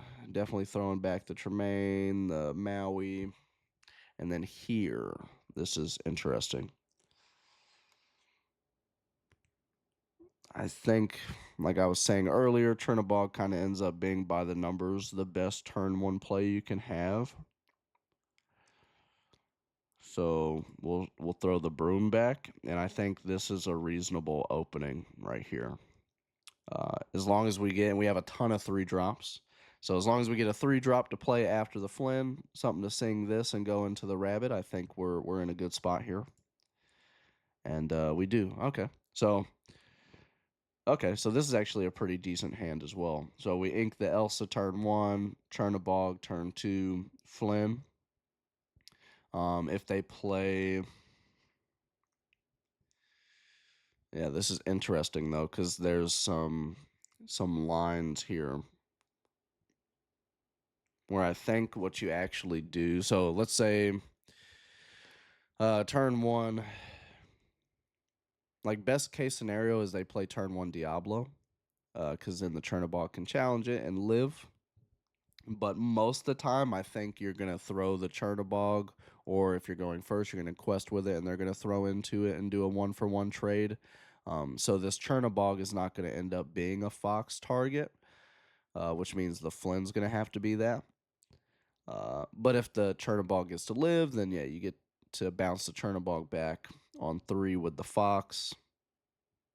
I wouldn't challenge anything unless it's like a really easy challenge and the Fox lives, just because I want to try to set up the good old sing friends into library setup, or sing friends into rabbit setup if like we don't draw good inkables. So we need to throw this into the inkwell. Elsa, of course, is ink on turn 1. So this is also another pretty good setup here. And against purple steel, or really any purple matchup, it's really more resource based. So as long as you're drawing more cards than them, or drawing equal the amount of cards, you have like Ruby to back it up in any matchup where it's purple and they're running something that's not Ruby, to be able to kind of overtake them even if they have the same amount of cards as you. So you kind of want to keep equal amount of cards, if not more cards. So you just want to set that type of engine up for yourself early game, and that's kind of how you navigate the purple matchup. So just drawing like a madman, rather than trying to find like the slam dunk like Flynn Rider Sisu combo. But I mean, like if you had a Sisu here, of course you're like gonna go Flynn Sisu. But I don't think in this type of matchup you rely as heavily on that as you rely on just drawing a ton of cards and being able to draw as many cards as you can. So purple steel, any like purple mirror match, I think mulligans are pretty simple. So we're not going to go super deep dive into those. Next one I faced was amber steel. This is where we kind of get some more interesting decisions. So yeah, this isn't too bad. I think what I throw back here is, so let's think, because I think there's 2 different scenarios.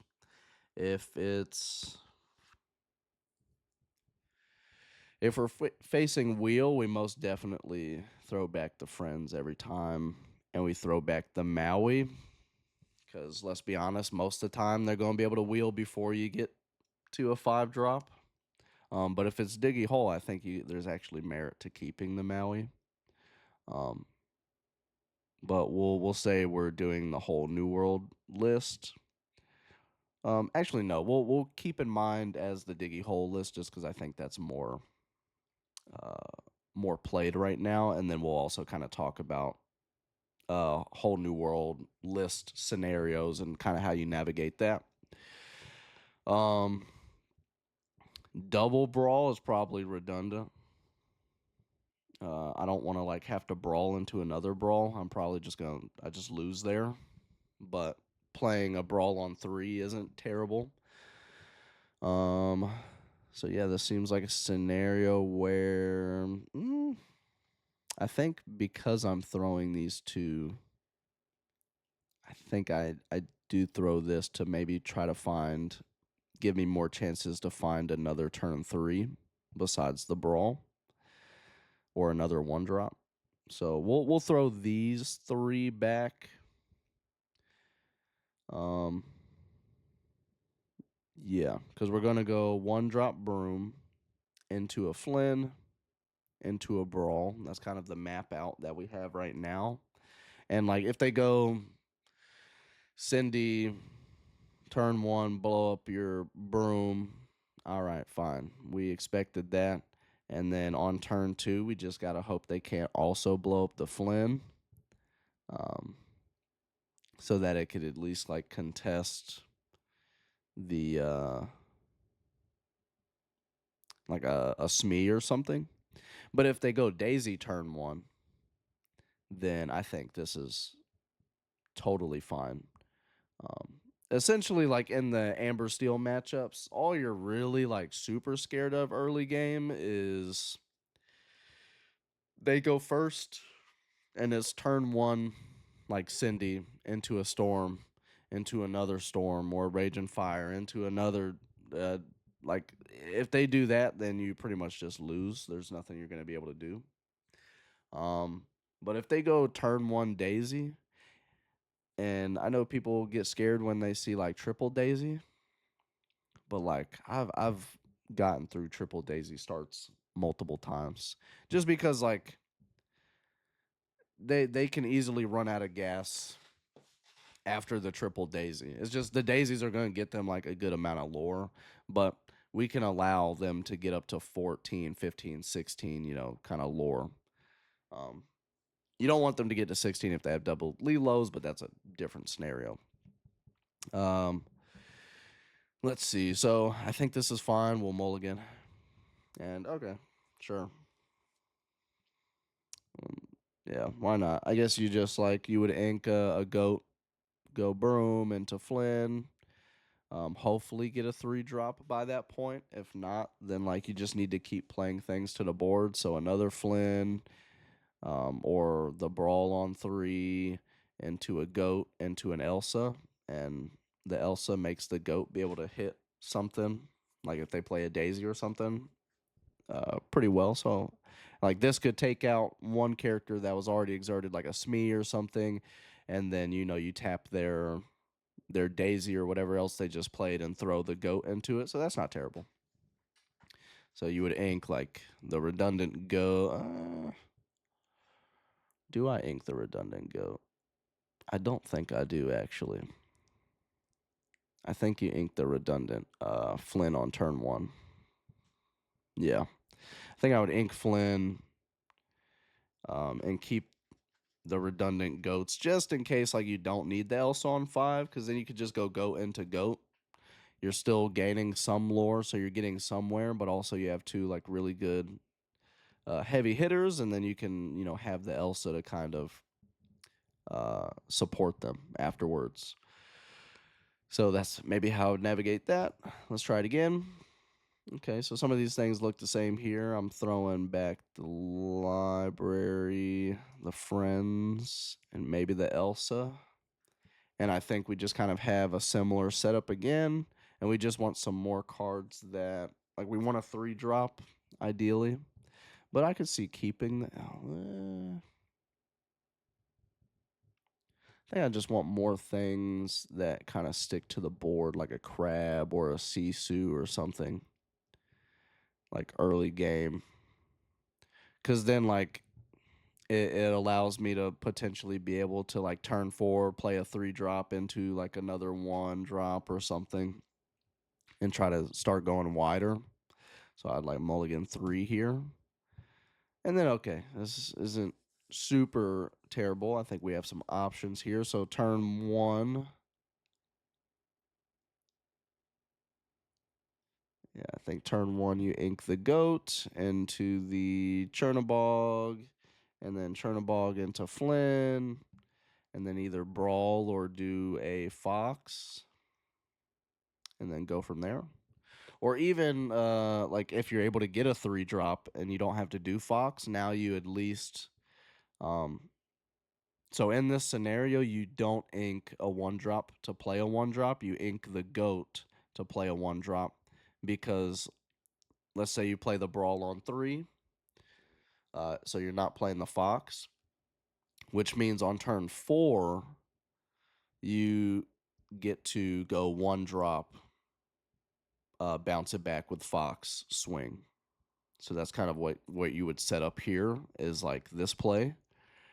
So you're going to ink the goat turn 1, play the Chernabog, hopefully draw an inkable, play the Flynn, draw an inkable, play the Brawl, or if it's like a crab uh, or even another Fox or a Sisu, you play that on 3. But if you really need to Brawl, you play the Brawl. And then on turn 4, you go 1-drop Broom, bounce back, play Fox. So that's not a bad setup there. So I think this is fine. Of course, we don't want the Tremaine in the opening hand. It's going to sit there for a while. But what we have here allows us to do and make some choices early game, which is what we care about, especially in this matchup, is just being able to contest early as much as possible. We'll do one more.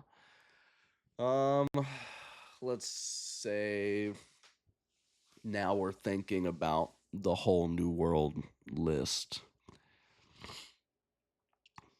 I think I mulligan like really aggressively here. So obviously Be Prepared goes. Library goes, Maui goes, Elsa goes. Fox you probably keep. Friends definitely goes because we're relying on them to draw all the cards for us. We want at least something that we can play on too. That's not a snake that could possibly be dead. So I think you keep the Flynn and the Fox, and you kind of hope for some more low to the ground pieces. And okay, so this is it's like good and terrible all at the same time. So this is like a hand that I'm like, oh please, please be off curve just a little bit, please. Yeah. So turn 1, you ink the Fox, and then play. Because the thing is, like this B prep and this Medusa, they gone. Salute to them because they are gone. You're not playing them. So they're just literally 2 dead cards that do nothing. So that's unfortunate. But turn 1, ink Fox into Chernabog, and then hopefully draw Inkable, play Flynn, and then if you're going first, you can play the Sisu on 3. If you're going second, they'll play the aerial on 3. You'll have to brawl that aerial, just to buy yourself some time. Or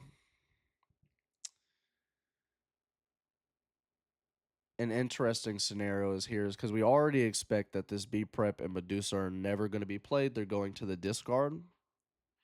I think it depends on their board, right? So depending on their board, if they have like let's say a 2-drop Ursula that can sing like a Zeus. Nah. I started thinking about it. I think you have to brawl the aerial on 3. Because I was trying to reason and think maybe if there was a scenario where you play 1-drop Flynn into Sisu even after they played the aerial, because we expect the B prep and Medusa to get wheeled away. So if they wheel, it just makes the Sisu really big. And I think that's a reasonable thing to try to gamble on. But then you have to try to think about after they wheel, what's the likelihood that they'll have a song that gets rid of this Sisu, because then all we're left with is a Flynn, and if they have like a Ursula or Cindy or something, they get the Storm, they kill the Flynn, they Zeus or play Rage and Fire, kill the Sisu, you're pretty much just dead at that point. Um, so it's like a line where you could gamble. Obviously, if you don't have the brawl, then yeah, that's what you do. So you could do that as a gambling line, but I think in the Amber Steel matchup, you just have to do really awkward things early game, which means you're going one drop into two into the brawl on their aerial, like no matter what. Just because you want to like buy time to maybe you could still play the Sisu on four or something like that, just to buy some time to accrue some resources, get some more things on the board, and then hopefully they have to um, hard cast the wheel because maybe they don't want to hard cast the wheel on five. Maybe they're trying to wait and see what they get, which might put the Medusa in close to being playable range. Um, so doing the awkward brawl on the aerial for your turn three that's probably what I'm doing every single time. Uh, so now we'll move to okay, here's another interesting scenario. So we'll okay, yeah, I'll go through this one as well. Then, so let's say we're dealing with the wheel again. Obviously, B prep goes away. Are we going first? Are we going second?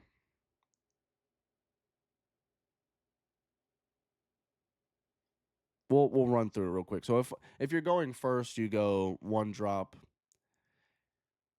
Yeah, okay, yeah. If you're going first, you go one drop. Since you're going first, there's Cindy can't destroy your one drop. And instead of going Flynn, you go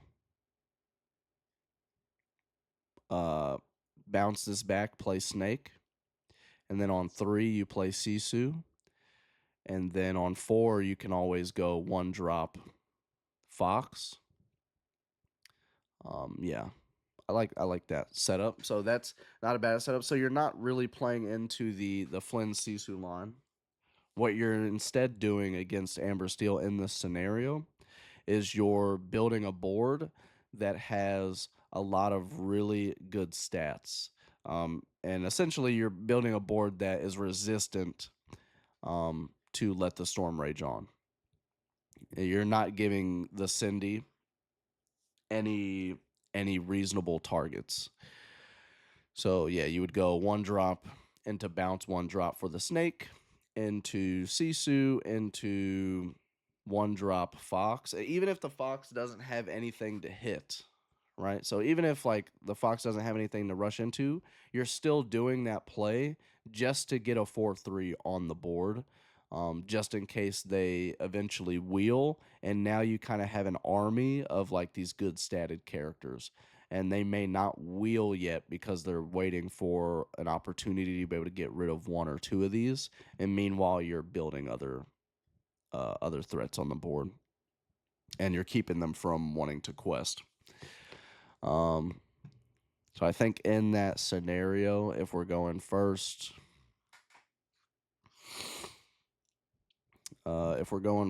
we can maybe throw back a snake and just kind of keep this. If we're going second, then I think we throw these back because it's almost guaranteed most of the time that they're going to blow this up, and you just got to let that happen. Um, so the snakes are going to be dead cards, but you can still play a Flynn and Flynn check them, and you can still play the Sisu, and you can still potentially do like a turn four um, brain. Turn four, one drop Fox, or if they have a Daisy out and nothing like else really good, then you could always like turn three quest and then kind of swing the Fox in there. Or honestly, I'm probably letting the Daisy sit there another turn every time and just going Sisu because we still have the Fox like for the next turn if we need it. So if we're going second, I think I'm just throwing the snakes and the B prep back, and we get this. Okay, yeah. So yeah, in the Amber Steel matchup, especially the wheel, you don't really care about having card draw in your opening hand. You more so just want to build a board that's as wide as possible with like as many good stats as possible. So like you don't want a board with like three 1-drops. You want to be able to have like a 1-drop, you know, a 2-drop, a Sisu, a goat on 4, then just play an Elsa or a Maui on 5, even if like you play the Maui on 5, even if it doesn't have anything to hit, just because now they have to spend time and a removal card on getting rid of that Maui, and all your other characters get to sit there and be free. And you kind of navigate the game that way as you go very stat dependent, and trying to go wide and trying to build a situation to go wide early game. So like in this scenario, obviously you're throwing these back, you're throwing the rabbit back, and I think you actually throw the goat back. And what you're gonna play in, what I would play into, is like a 1-drop, a 2-drop, Sisu into another Sisu, because these, they already have good stats, but also they're like assurance against a whole new world, because now they're gonna be hitting for 8 if you whole new world don't play anything after, or they're gonna have a lot unless they're somehow able to whole new world and dump their entire hand. So in this case scenario, I'm probably keeping the double Sisu to go Sisu into Sisu for 3 and 4, and I just want something early to, kind of Cinderella check them, and we get just that. So yeah, turn one. Turn one, you ink the Maui, and you play the followers, and then uh, turn two, if they Cinderella check you, hit you with the storm, you just play another 1-drop. And you say, okay, do you got it again? And you would like ink the snake, play the 1-drop. But if they don't, then you quest with the followers. You ink the followers, the other one you had, and you play the snake. Let's say it's like a daisy instead. Then yeah, you go 1-drop, quest, snake. Then the snake will then pair with the crab to get rid of the daisy, and then from there you can go Sisu into Sisu, and then whatever else you draw from there. And by doing and playing in this manner, you're positioning yourself and giving yourself the ability to have characters that have good stats on the board, rather than just doing like the good old 1-drop Flynn into Sisu. And you could do that. Like if they're playing super slow, hit them with the Flynn Sisu line and say deal with it or lose. But traditionally they're gonna have some sort of curve that gets them into the whole new world range. And against that, you just need to like play where it's like stats over everything. No fancy tricks with the Flynn Sisu line, no drawing a bunch of cards. It's literally like, I just need to get a character here, get a character here, get a character here, and they all have like good stats. Just so that once they wheel, you have stuff that can just start fighting, and now you have more ammo to just also keep doing that and going wide, wide, wide, so that you don't necessarily have to be prepped. And then you're just kind of stacking like your Medusas and stuff in hand for after you be prep if you have to. All right, so let's go into the next matchup, which is Ruby Amethyst. And this one's a little tough. Am I still up here? Let's see. I am what is that? I'm 1, 2, 3, 4, 5, 6, 7. I'm top 7 still on Dreamborn with 4K views. Damn, it's pretty good. Yeah, so in the mirror match, let's see. What are we doing mirror match wise, right? So definitely your Medusas, Tremaine's going away, Maui's going away, Elsa's going away. And now you can dictate how greedy you want to be. So I'm most likely definitely keeping a fox and a friend's on the other side, because there's a good scenario that I'll draw into something that the fox will be able to bounce back, whereas there's a little bit of gamble in whether or not I'll have something for the snake to bounce back. So there are two different scenarios that you're kind of two different decisions you have here where you can decide, do I want to gamble and bank on getting a one drop, or do I want to bank on at least getting like a one drop or a two drop, right? So let's say, trying to think, what how would I be? Me, honestly, I'm a gambler, and maybe that's why like I do so well, because I like to play on the odds and like sometimes be like super conservative, especially like if I don't know the matchup. But if I know the matchup, then sometimes I go a little bit less conservative and try to position myself for like uh good plays or like good lines. Uh, uh, uh Jesus.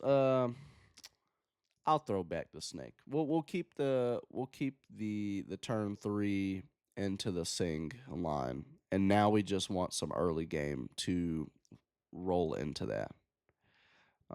Okay, so no is not a terrible starting hand. I think double friends is pretty strong, especially if you get to sing it twice. But even not, like, you can go turn. Well, yeah, you could sing it twice because you could go turn four, sing friends with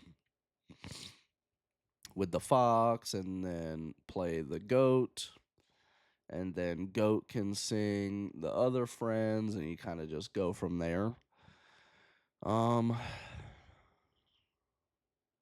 Not having like another one drop or a two drop here kind of sucks, because then, like, at least based off of this hand, you're relying on this one drop to be your fox target. Um, but you also have time to kind of draw into stuff, and like if you drew into another one drop or a two drop or even a snake, right? Then I think this hand immediately becomes like pretty good in the mirror match. Just because you're just gonna start the draw a billion cards, draw a billion cards route, and that's essentially how you win the game. Like, you just draw 50,000 more cards than your opponent, and you'll be fine. All right, so, well, looks like we got it. Okay. So in this scenario, I probably just throw back a crab. Now, a part of me would want to be conservative, right? And not throw the crab. Like, I think there are like times where I would probably just keep this hand. Because you go one drop into Flynn, into Sisu, into Goat. And then if we're going second and they have Flynn Sisu line, then you go one drop, you go Flynn. If their turn three is either gonna be a Sisu or a Brawl on your Flynn, then you back that up with a Sisu of your own, to counter their Flynn that's still there, rather than like brawling back, and then both of you guys are just left with nothing. Because like the Flynn is probably just gonna sit there and do nothing after you play the Sisu anyways, and you can hold this brawl for, let's say they play a rabbit or a genie later. Um, so I could definitely see keeping this hand, because you could go Sisu into Sisu and really start putting the pressure on them, especially if you're on the draw.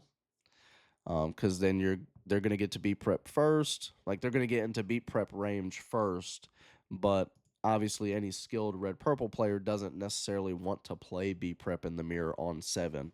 Um, they want to be the ones that force their opponent into B prepping. So going Sisu into Sisu can be a good way on the draw to immediately put them in a position where, oh, now I got to think about B prepping when it comes time.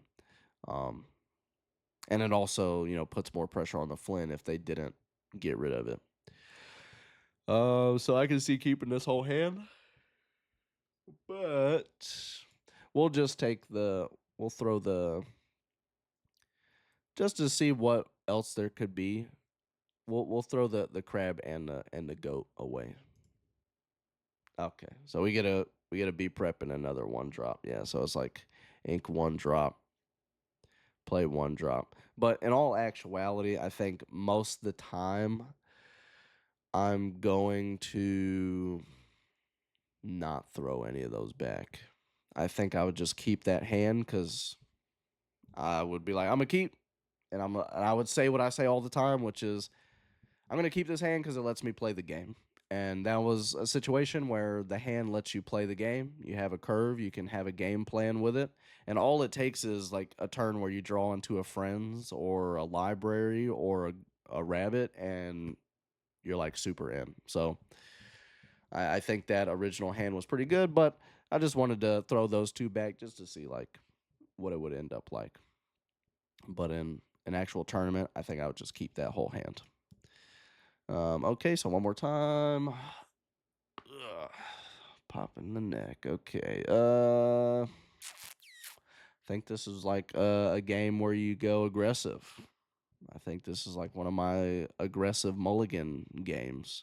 So of course, B prep, Lady Tremaine, Fox. We're going for Sisu on 3, especially because we already dealt with the situation where we went for the Fox line for 3, and we didn't get a good like supporting curve for that. Um, I'm not going to take the gamble on getting a 1-drop to make this snake active and like both the goats. So I think this is like a Sen 6 and hope we get the Flynn Sisu curve, which we don't, but I'm not mad at this hand either. And I think this hand you could easily on the play or the draw potentially be able to win with. Now, if they have go into Flynn Sisu, then it's a little bit dicey there. But if not, then I think you could be fine. And I think even if the Flynn, like if they don't have the Sisu as well, then the Flynn going off just once hurts. It definitely hurts. But I've definitely won games where that's happened, and I've definitely lost games where I've been the one that gets it to go off once. So I think that's fine. But if they're first, sorry, uh, if they go first and they hit the Flynn Sisu and you don't have a brawl, then yeah, it's gonna be a little rough. And you just gotta hope that they don't have the all the draw gas to back it up, essentially. And you just kind of go from there. So it'd be like 1-drop, hopefully draw a Flynn or a snake, and then play snake or Flynn on 2 into a Sisu, into a Sing, play friends. Um, Bounce back maybe your snake or your 1-drop with the Fox just to set up being able to sing this other friends because they might Fox into this Sisu to take it out. And then just start drawing. But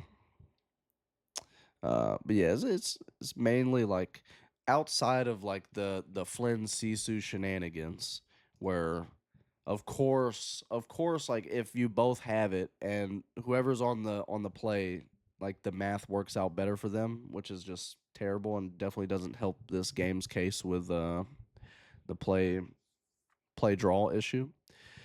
But outside of that, I think this hand can navigate you to a win if you play it right. So this hand, it wouldn't be something that I'd be like mad about getting, but you know, you just gotta hope that they don't have the Flynn Sisu curve, pretty much, especially being on the play. Sorry, damn, I was up late last night. Okay, so we're almost done here. We got 2 more matchups to go. Blurple. So Blurple's gonna be real quick. I'm not gonna go over this one for too long. So Blurple will be fast. No worries. This is our hand for Blurple. Okay.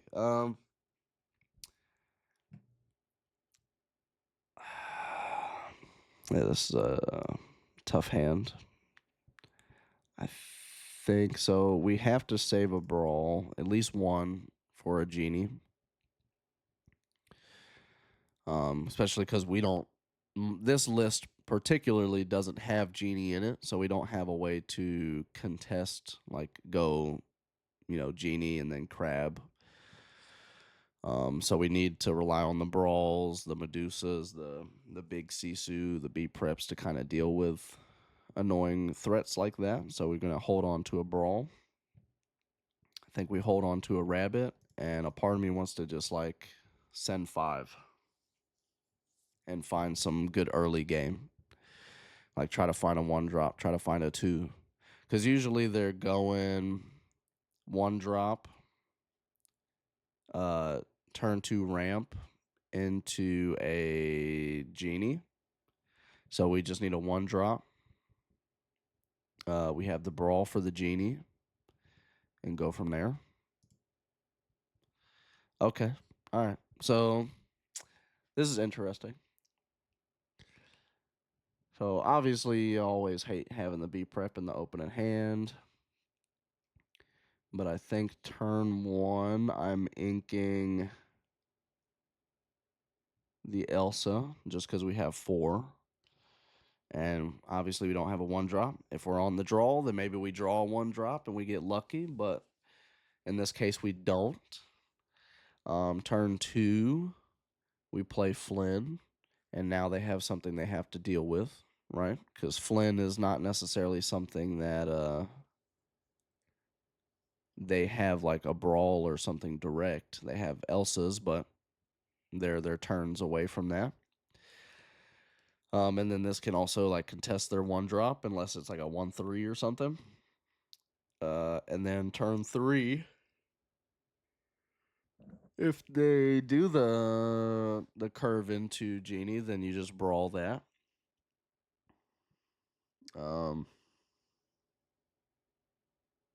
But if not, hopefully you draw into a turn 3 that you can play. And then probably at that point you ink the Maui maybe. Because I don't think you ink this library unless you literally like absolutely have to. I think you use this as a tool against them because it's really difficult for them to deal with. And it also lets you draw cards. And in the purple matchup, you just need to draw a lot of cards. So let's see. Mulligan again. Okay. Okay, so this one's a little bit more straightforward. So B prep, of course, big Sisu, of course, a brawl, and I think you can keep the rest. And you just hope for like a 2-drop. And we do. So this hand is great against Blurple or any other purple mirror. Because you go 1-drop into Flynn, into Sisu, and then if it's Blurple, you're free going rabbit on 4. If it's Ruby, be careful with rabbit on 4. If you draw into another rabbit, then yeah, go ahead rabbit on 4. If it's Steel, I think you're still safe doing rabbit on 4. But it depends on what you get. Like you might want to just play a goat instead and set up the rabbit for turn 6 to go play rabbit, do snake, and then turn 7, unless you need to be prep, but turn 7, go rabbit, go fox. And usually on turn 7, you don't need to be prep against Blurple anyways. Blurple, like, you're really just holding on to the B prep for a moment where you absolutely need to. So like you wait for them to commit like the big Elsa and stuff like that, because you have Medusas and things that can help with like a Hades, but you wait for them to commit like the big piece, like the Mufasa if they're playing that, or the big Elsa, which they're all playing. You kind of wait for them to commit those pieces, and then you be prep. Um, and if you can get a library set up before you do that, and they don't get rid of that library, feels bad to watch it happen to Ryan, but yeah, you could just attach stuff, play the B prep on like turn 9, 10, whatever turn it is, because you're not, like I said, you're not really playing it on turn 7, and then you just draw a billion cards from doing that, and then you pretty much just win the game at that point. So Blurple, easy, similar to all like purple matchups, just draw a bunch of cards. So now we go into what is the final one? It was Sapphire Steel. So let's do some mulligans for Sapphire Steel. So there's 2 different Sapphire Steels. We'll go over what I've been seeing more often, which is the Alice aggro. And yeah, so Alice aggro. Let's see here.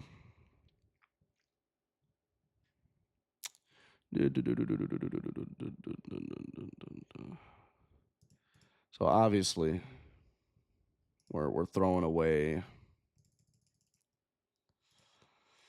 all the giant uninkable cards. Definitely. Library we throw away.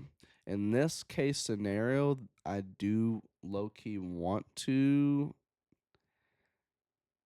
keep the snake to potentially have a 1-drop to bounce. I think this is like, based off of this hand, this might be a scenario where I kind of take that gamble. And then the debate is on the rabbit or not. Would I keep the rabbit?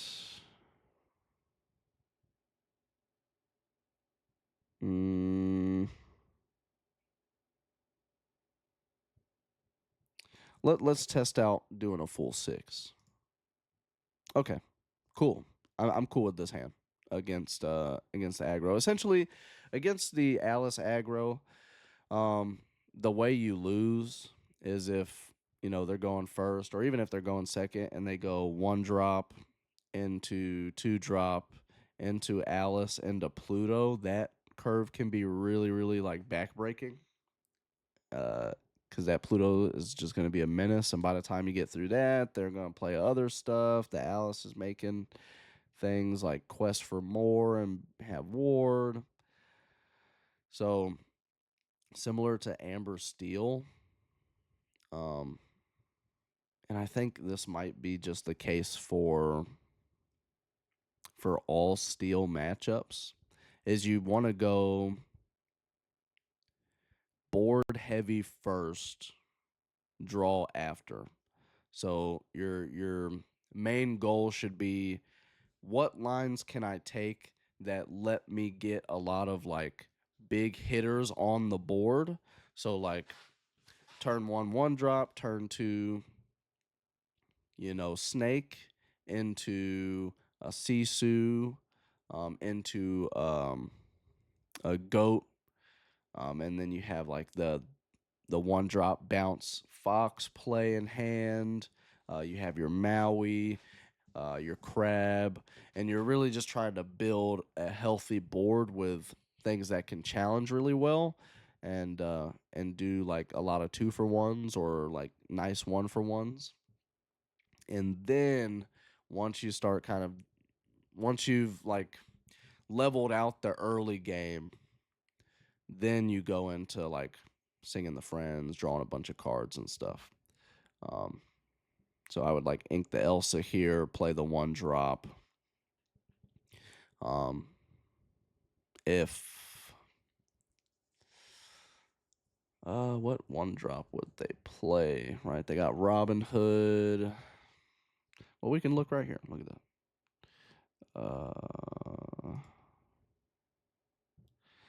So one drop wise, they have Mickey Mouse, which is an annoying one. And if it's Mickey Mouse, you're always going to bounce back the one drop anyways because it can't trade. And then Robin Hood. So Robin Hood, you definitely play the followers. They're most likely not going to quest the Robin Hood because they want to set up the big Robin Hood. So they won't quest. You quest. Um, and then bounce back, get the snake. And then from there, turn 3, it might just be if you don't get a Sisu, quest the snake, play the fox, and then kind of just go from there. But yeah, it's just kind of similar to the Amber Steel matchup. You just want to like have a healthy board. So a lot of 4-3s, a lot of 3-3s, your Sisus, Mauis, your goats, things like that. Kind of stick those to the board. So like turn 5, like if turn 5 you have a Maui in hand, and even if the Maui doesn't hit anything, just play the Maui. Just have it out there, like ready to go, because then you don't have to worry about paying the 5 later on when the when it actually something's exerted. Now I play the Maui because it comes in and takes it out the same turn. No, just play the Maui on 5 and give them that threat they have to deal with. And yeah, that's kind of how you navigate that matchup, and then just leverage your big Sisu's really good in that matchup, your B preps, and just always, I think, across all of these matchups, if you can not play a Tremaine or a Medusa on 6, unless if you do, your board is now much bigger than theirs. Um, if playing that only really gets rid of like one threat and your board is pretty much still neck and neck, on turn 6, I would just advise like playing something else. Drawing some cards, setting up some other characters, um, maybe doing some other stuff, just to see if you can hold on to the Medusas, hold on to the Tremaines, hold on to the big Sisus, of course, um, for post B prep against like the steel decks, or even against like green purple or something, um, or Blurple, whatever it may be. I always try to like hang on to any of the 6 cost, or the just any of the red like removal outside of Brawl. Like a Brawl on turn 6 to get rid of like a small 2 quester, and then doing some other stuff. Um, can sometimes be a better turn 6, so that you have a Medusa, you have a Tremaine, those type of things after the B prep on 7. Um, but that's also just like a nuanced thing, because if they have Pete's or whatever it may be, then maybe playing the Medusa on 6 or the Tremaine on 6 is the right call. But it's really like based on the board. But let's see. I think against like green purple, it's just kind of like a very similar. So green purple is interesting because it's like you have to play like the early board battle game, but at the same time you also need to draw a lot of cards because they're playing purple as well, but not as many cards because they're not really running like friends on the other side. They're running genies, Diablos, maybe like they're running rabbits. Um, so they have like card draw in other ways. So it's like a weird kind of scenario. We have 4 Elsa, so I'm fine throwing it. Every time I say like fine throwing it back, I just want to like not say that because it sounds terrible. So I'd keep a Brawl, keep a Sisu, and good lord, we get 2 B preps back. But okay, so yeah, Inca Elsa, turn 1, followers to contest, And then you just hope you draw well. Maybe have to go followers on 2, Sisu 3, and go from there. But yeah, that's a really bad mulligan for green purple. And then it immediately just gives us a great hand. Wow. Would I even throw anything back here? I don't think I would actually. Even though like it seems redundant to have like 2 Flynn Sisu curves. Um, like I mean, I guess if you were to throw anything, it would be the other Flynn, and then I would keep everything else here. So like we would throw away the redundant Flynn, see what we get. Crab, great, cool. Crab's a good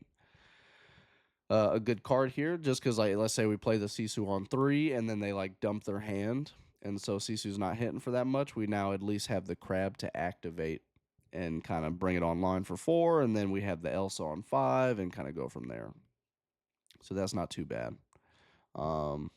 Okay, this is a decent setup. I think you just get rid of the 2 big ladies, and we hope we get like a 2. We don't, but that's fine. 1 drop. It's not the best 1 drop. So this might be like one of those situations where you kind of have to navigate the early game a little bit. Well, I mean, if their 1 drop is a Curse Merfolk, then like this broom is not too bad. And then turn 2, you know, I don't know, what is green purple playing these days? So like a Diablo or Curse Merfolk, the broom can at least challenge, or it could at least like be safe against another broom or an Olaf. The only big one that you got to worry about is the Chernobog. And then for 2, Go Sir Hiss. Oh, they're playing Sir Hiss now. Ursula. So yeah, no more bonsais. So the early game like could be a little iffy, but I think you could still pull it through here. You go turn 1, turn 2. Hopefully you draw like a snake, or you draw like a 2 drop, or even just like a Chernobog, like another 1 drop or something, or even another broom, just to make the crab have a target. Or you're kind of forced to just have this broom hang back until you can use the crab. And then from there, you know, you kind of battle or sing friends with it and play the goat. And because yeah, you would do goat first because you need some more stuff that can just fight well early. So you might not have time for the Sisu. Or you could always like ink the library just to have time for the Sisu. Because yeah, you're probably going to be behind in this scenario. So you're probably not going to have time to set the library up. So you need more bodies. So I'd be fine with that. And we'll do one more. One more for green purple, and then we'll call it a wrap. So obviously throw the 2 big cost cards back. Keep a brawl. We'll throw the fox away. And I think we throw the Sisu away. I think I really want to try to find a snake or a Flynn here, just to give myself a curve. And we find another 1 drop, which is fine. So you can go. It would be ink the fox, play a 1 drop, see if we get a 2 drop, like a snake or something. If not, we play another 1 drop into the crab, into the sing, into the goat, and kind of go from there. So it's not a terrible. This is also a hand that could kind of be fine early game. The thing is, like, you just kind of want early pieces in your hand against any of these aggressive decks. I think most of the time where you're going to see it set champs, you're just going to want to kind of have like a good early board hand, and then deal with like getting a bunch of resources after the fact. So I lied. We'll do one more. Don't need. Maybe keep one Elsa, just because it's not like they can wheel away your answers anyways. So we have turn 1, Chernabog, turn 2, Flynn, turn 3. No choice yet, but it could always just be use the snake to bounce back, like like a 1 drop or something, like Broom there.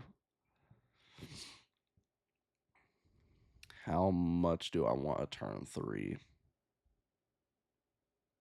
Like like an actual turn 3 character. I think because I do, I'll throw back the Elsas. Okay, we don't get it, but that's fine. We have a pretty good opener. I think I'd be fine with this opener against any purple matchup. It's a little awkward, like with the turn 3, but like I said, like you kind of like me, I just always kind of prefer to have just an early game hand, right? Like something that gives me like things to put down, because you could always go turn 1. You could ink.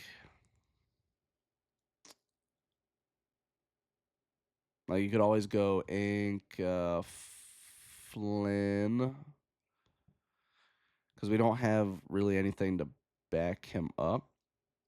So you ink Flynn, play Broom, or play Chernabog, and then next turn, especially against green purple, I think I think against green purple you go ink Flynn into Magic Broom, or no, you go ink Flynn into Chernabog, just because Chernabog has more things it can contest. And then turn 2, hopefully you draw inkable, ink that, and go Chernabog into Broom. And then on turn 3, you have more things for this snake to bounce, but then also you could also just get a turn 3 like a fox or a crab or a sisu that you could use to pop this Broom. And then 4, you go goat. 5, do something else. And then if your draws allow you to not have to play this snake on 3, then you would go on 4, do something else on 5, and then on 6 go, rabbit, bounce, snake. Or you could just go turn 5, 1 drop, uh, rabbit.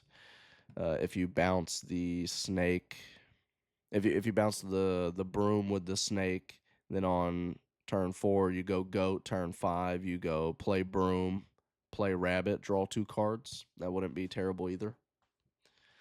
So yeah, this hand it gives you like different different ways to go. So this is why I kind of like a hand like this, maybe early game against like a green purple, or even other aggressive lists like Diggy Hole or something.